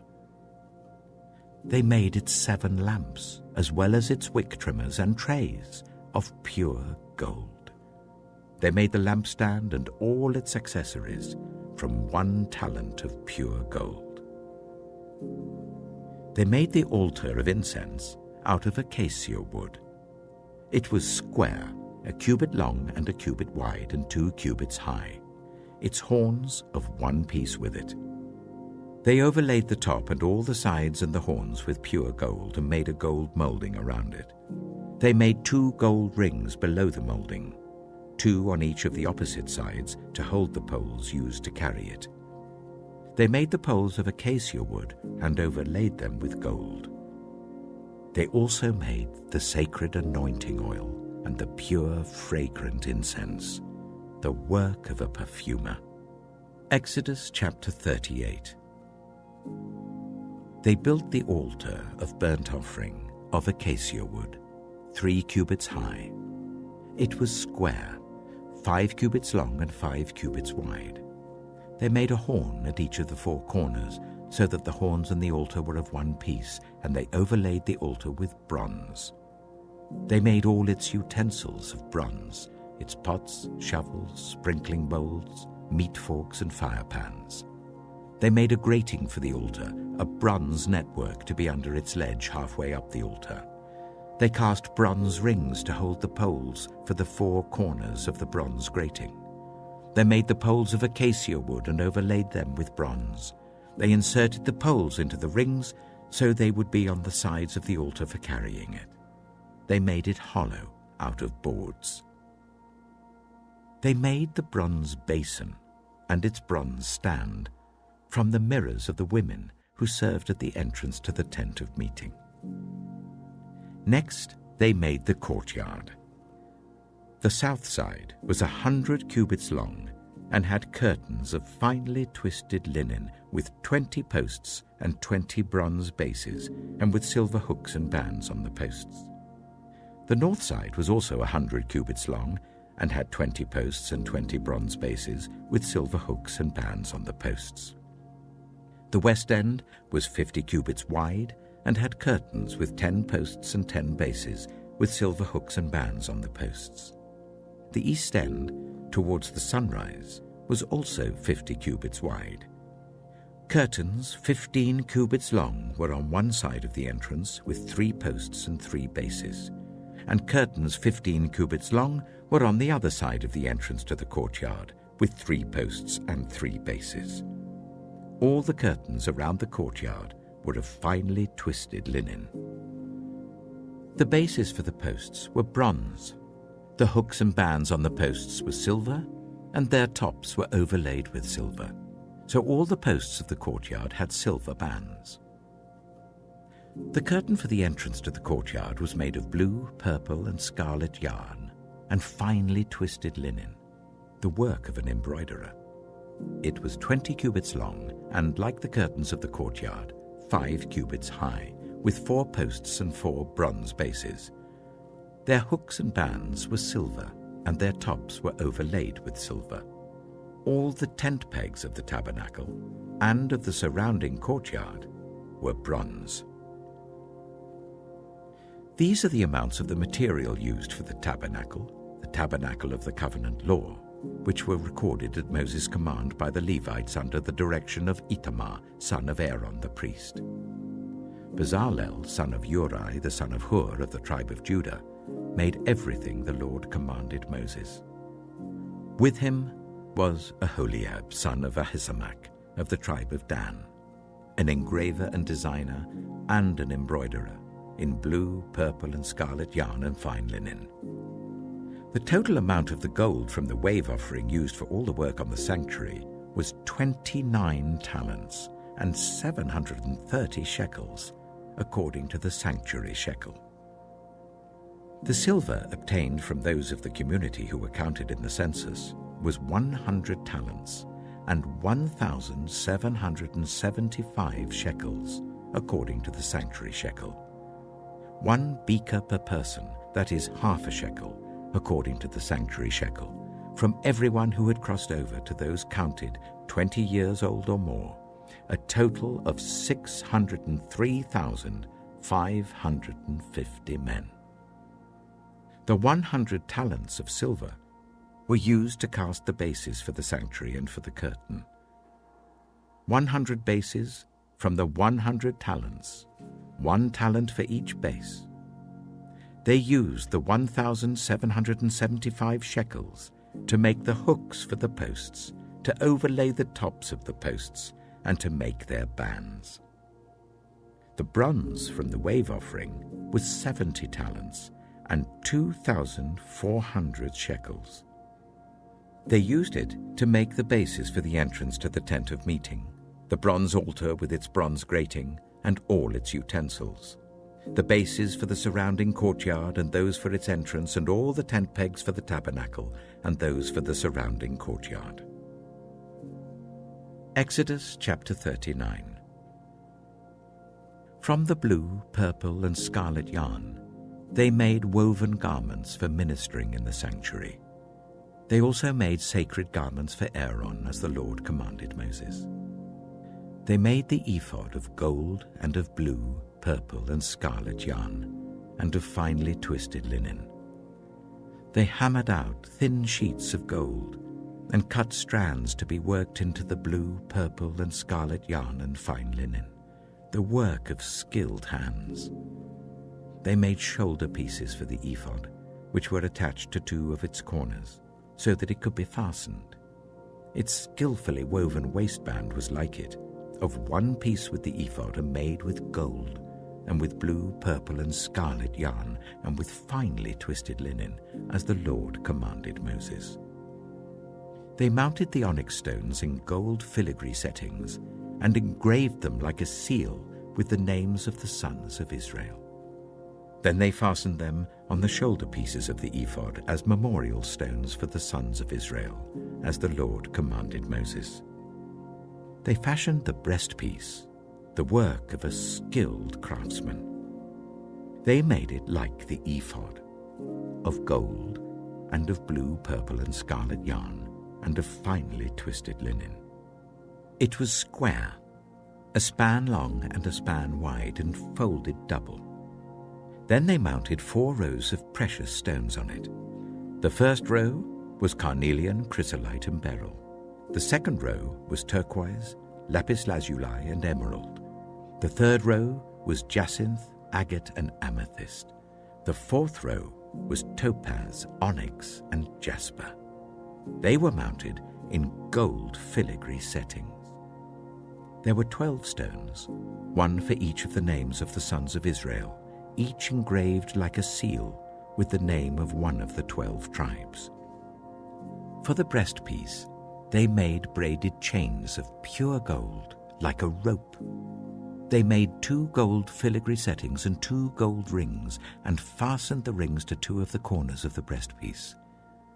They fastened the 2 gold chains to the rings at the corners of the breastpiece, and the other ends of the chains to the 2 settings, attaching them to the shoulder pieces of the ephod at the front. They made 2 gold rings, and attached them to the other 2 corners of the breastpiece on the inside edge next to the ephod. Then they made 2 more gold rings, and attached them to the bottom of the shoulder pieces on the front of the ephod, close to the seam just above the waistband of the ephod. They tied the rings of the breastpiece to the rings of the ephod with blue cord, connecting it to the waistband, so that the breastpiece would not swing out from the ephod, as the Lord commanded Moses. They made the robe of the ephod entirely of blue cloth, the work of a weaver, with an opening in the center of the robe like the opening of a collar, and a band around this opening so that it would not tear. They made pomegranates of blue, purple, and scarlet yarn and finely twisted linen round the hem of the robe. And they made bells of pure gold and attached them around the hem between the pomegranates. The bells and pomegranates alternated round the hem of the robe to be worn for ministering, as the Lord commanded Moses. For Aaron and his sons, they made tunics of fine linen, the work of a weaver, and the turban of fine linen, the linen caps and the undergarments of finely twisted linen. The sash was made of finely twisted linen and blue, purple, and scarlet yarn, the work of an embroiderer, as the Lord commanded Moses. They made the plate, the sacred emblem, out of pure gold, and engraved on it like an inscription on a seal, "Holy to the Lord." Then they fastened a blue cord to it to attach it to the turban, as the Lord commanded Moses. So all the work on the tabernacle, the tent of meeting, was completed. The Israelites did everything just as the Lord commanded Moses. Then they brought the tabernacle to Moses, the tent and all its furnishings, its clasps, frames, crossbars, posts, and bases, the covering of ram skins dyed red and the covering of another durable leather, and the shielding curtain, the Ark of the Covenant law with its poles and the atonement cover, the table with all its articles and the bread of the presence, the pure gold lampstand with its row of lamps and all its accessories, and the olive oil for the light, the gold altar, the anointing oil, the fragrant incense, and the curtain for the entrance to the tent, the bronze altar with its bronze grating, its poles and all its utensils, the basin with its stand, the curtains of the courtyard with its posts and bases, and the curtain for the entrance to the courtyard, the ropes and tent pegs for the courtyard, all the furnishings for the tabernacle, the tent of meeting, and the woven garments worn for ministering in the sanctuary, both the sacred garments for Aaron the priest and the garments for his sons when serving as priests. The Israelites had done all the work just as the Lord had commanded Moses. Moses inspected the work and saw that they had done it just as the Lord had commanded. So Moses blessed them. Exodus chapter 40. Then the Lord said to Moses, "Set up the tabernacle, the tent of meeting, on the first day of the first month. Place the ark of the covenant law in it, and shield the ark with the curtain. Bring in the table and set out what belongs on it. Then bring in the lampstand and set up its lamps. Place the gold altar of incense in front of the ark of the covenant law, and put the curtain at the entrance to the tabernacle. Place the altar of burnt offering in front of the entrance to the tabernacle, the tent of meeting. Place the basin between the tent of meeting and the altar, and put water in it. Set up the courtyard around it, and put the curtain at the entrance to the courtyard. Take the anointing oil, and anoint the tabernacle and everything in it. Consecrate it and all its furnishings, and it will be holy. Then anoint the altar of burnt offering and all its utensils. Consecrate the altar, and it will be most holy. Anoint the basin and its stand, and consecrate them. Bring Aaron and his sons to the entrance to the tent of meeting, and wash them with water. Then dress Aaron in the sacred garments. Anoint him and consecrate him so that he may serve me as priest. Bring his sons and dress them in tunics. Anoint them just as you anointed their father, so that they may serve me as priests.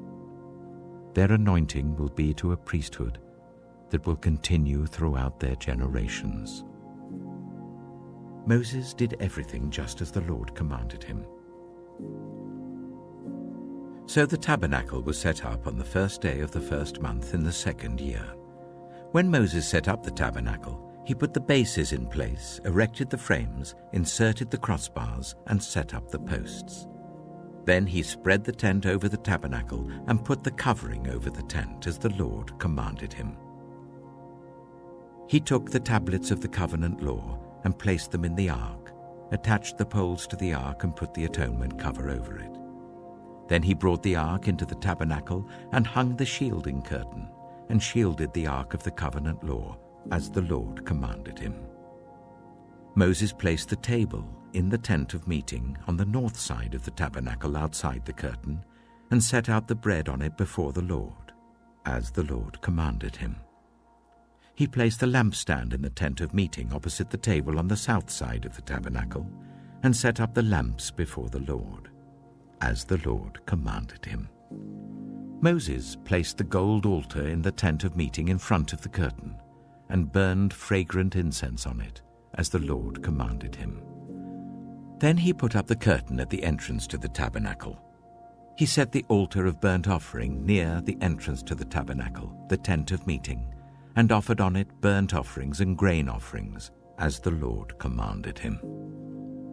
He placed the basin between the tent of meeting and the altar and put water in it for washing, and Moses and Aaron and his sons used it to wash their hands and feet. They washed whenever they entered the tent of meeting or approached the altar, as the Lord commanded Moses. Then Moses set up the courtyard around the tabernacle and altar and put the curtain at the entrance to the courtyard. And so Moses finished the work. Then the cloud covered the tent of meeting, and the glory of the Lord filled the tabernacle. Moses could not enter the tent of meeting because the cloud had settled on it, and the glory of the Lord filled the tabernacle.